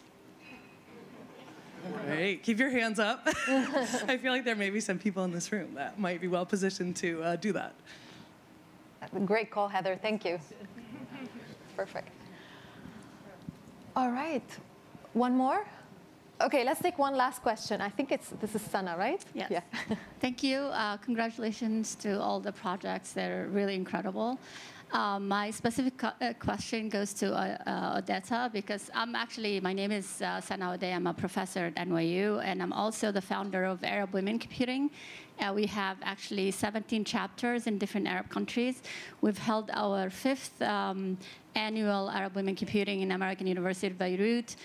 We have close to 5,000 members. We're very happy to partner with you. I think it's a great idea.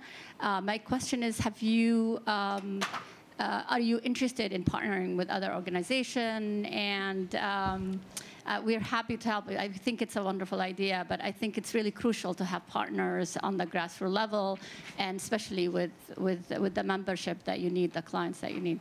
Yes, yes. I hope we can speak right after this. Yeah, we're very open, and we're very early in our journey, so I'd love to connect with you directly to set up a partnership. Thank you so very much. We are nearing our time, so I'm going to thank you for taking the time, for coming from all over the world, and for pitching for us today. You can exit stage left, and I'm going to have a few announcements, and a big, big applause for you.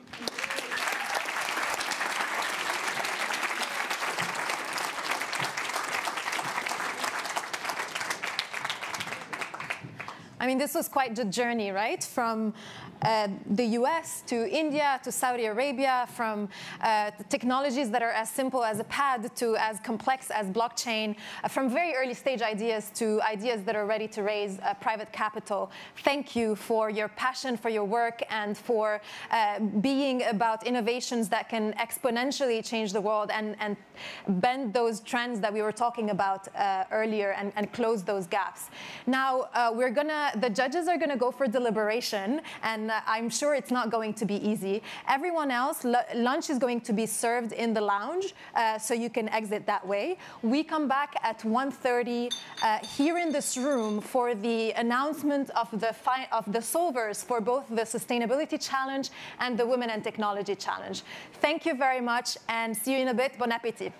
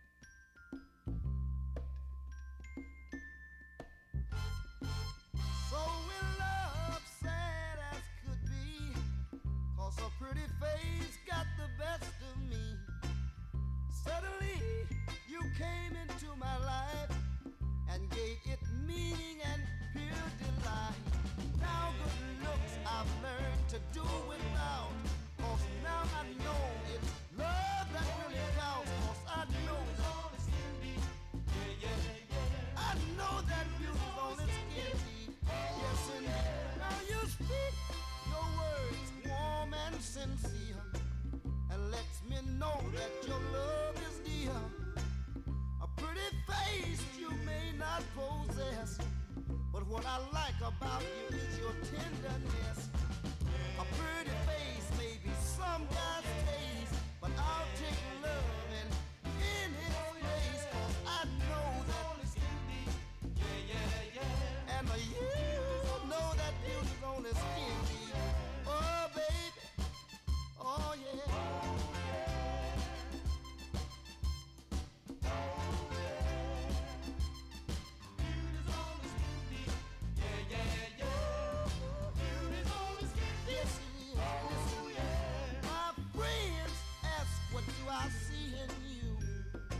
But it goes deeper than the eye can view.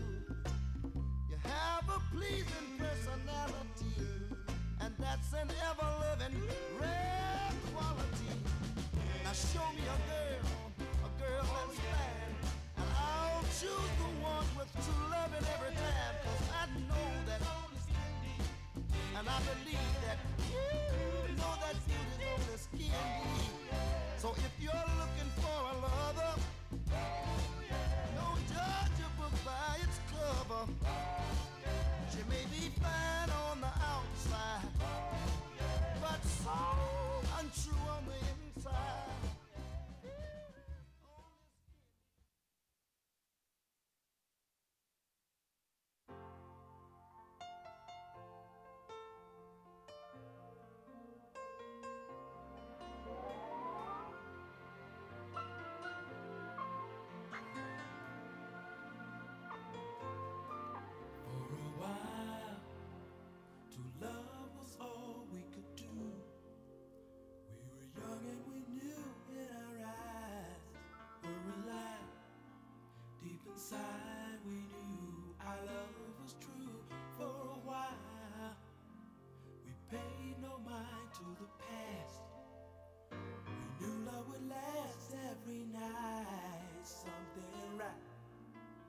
would invite us to begin the day.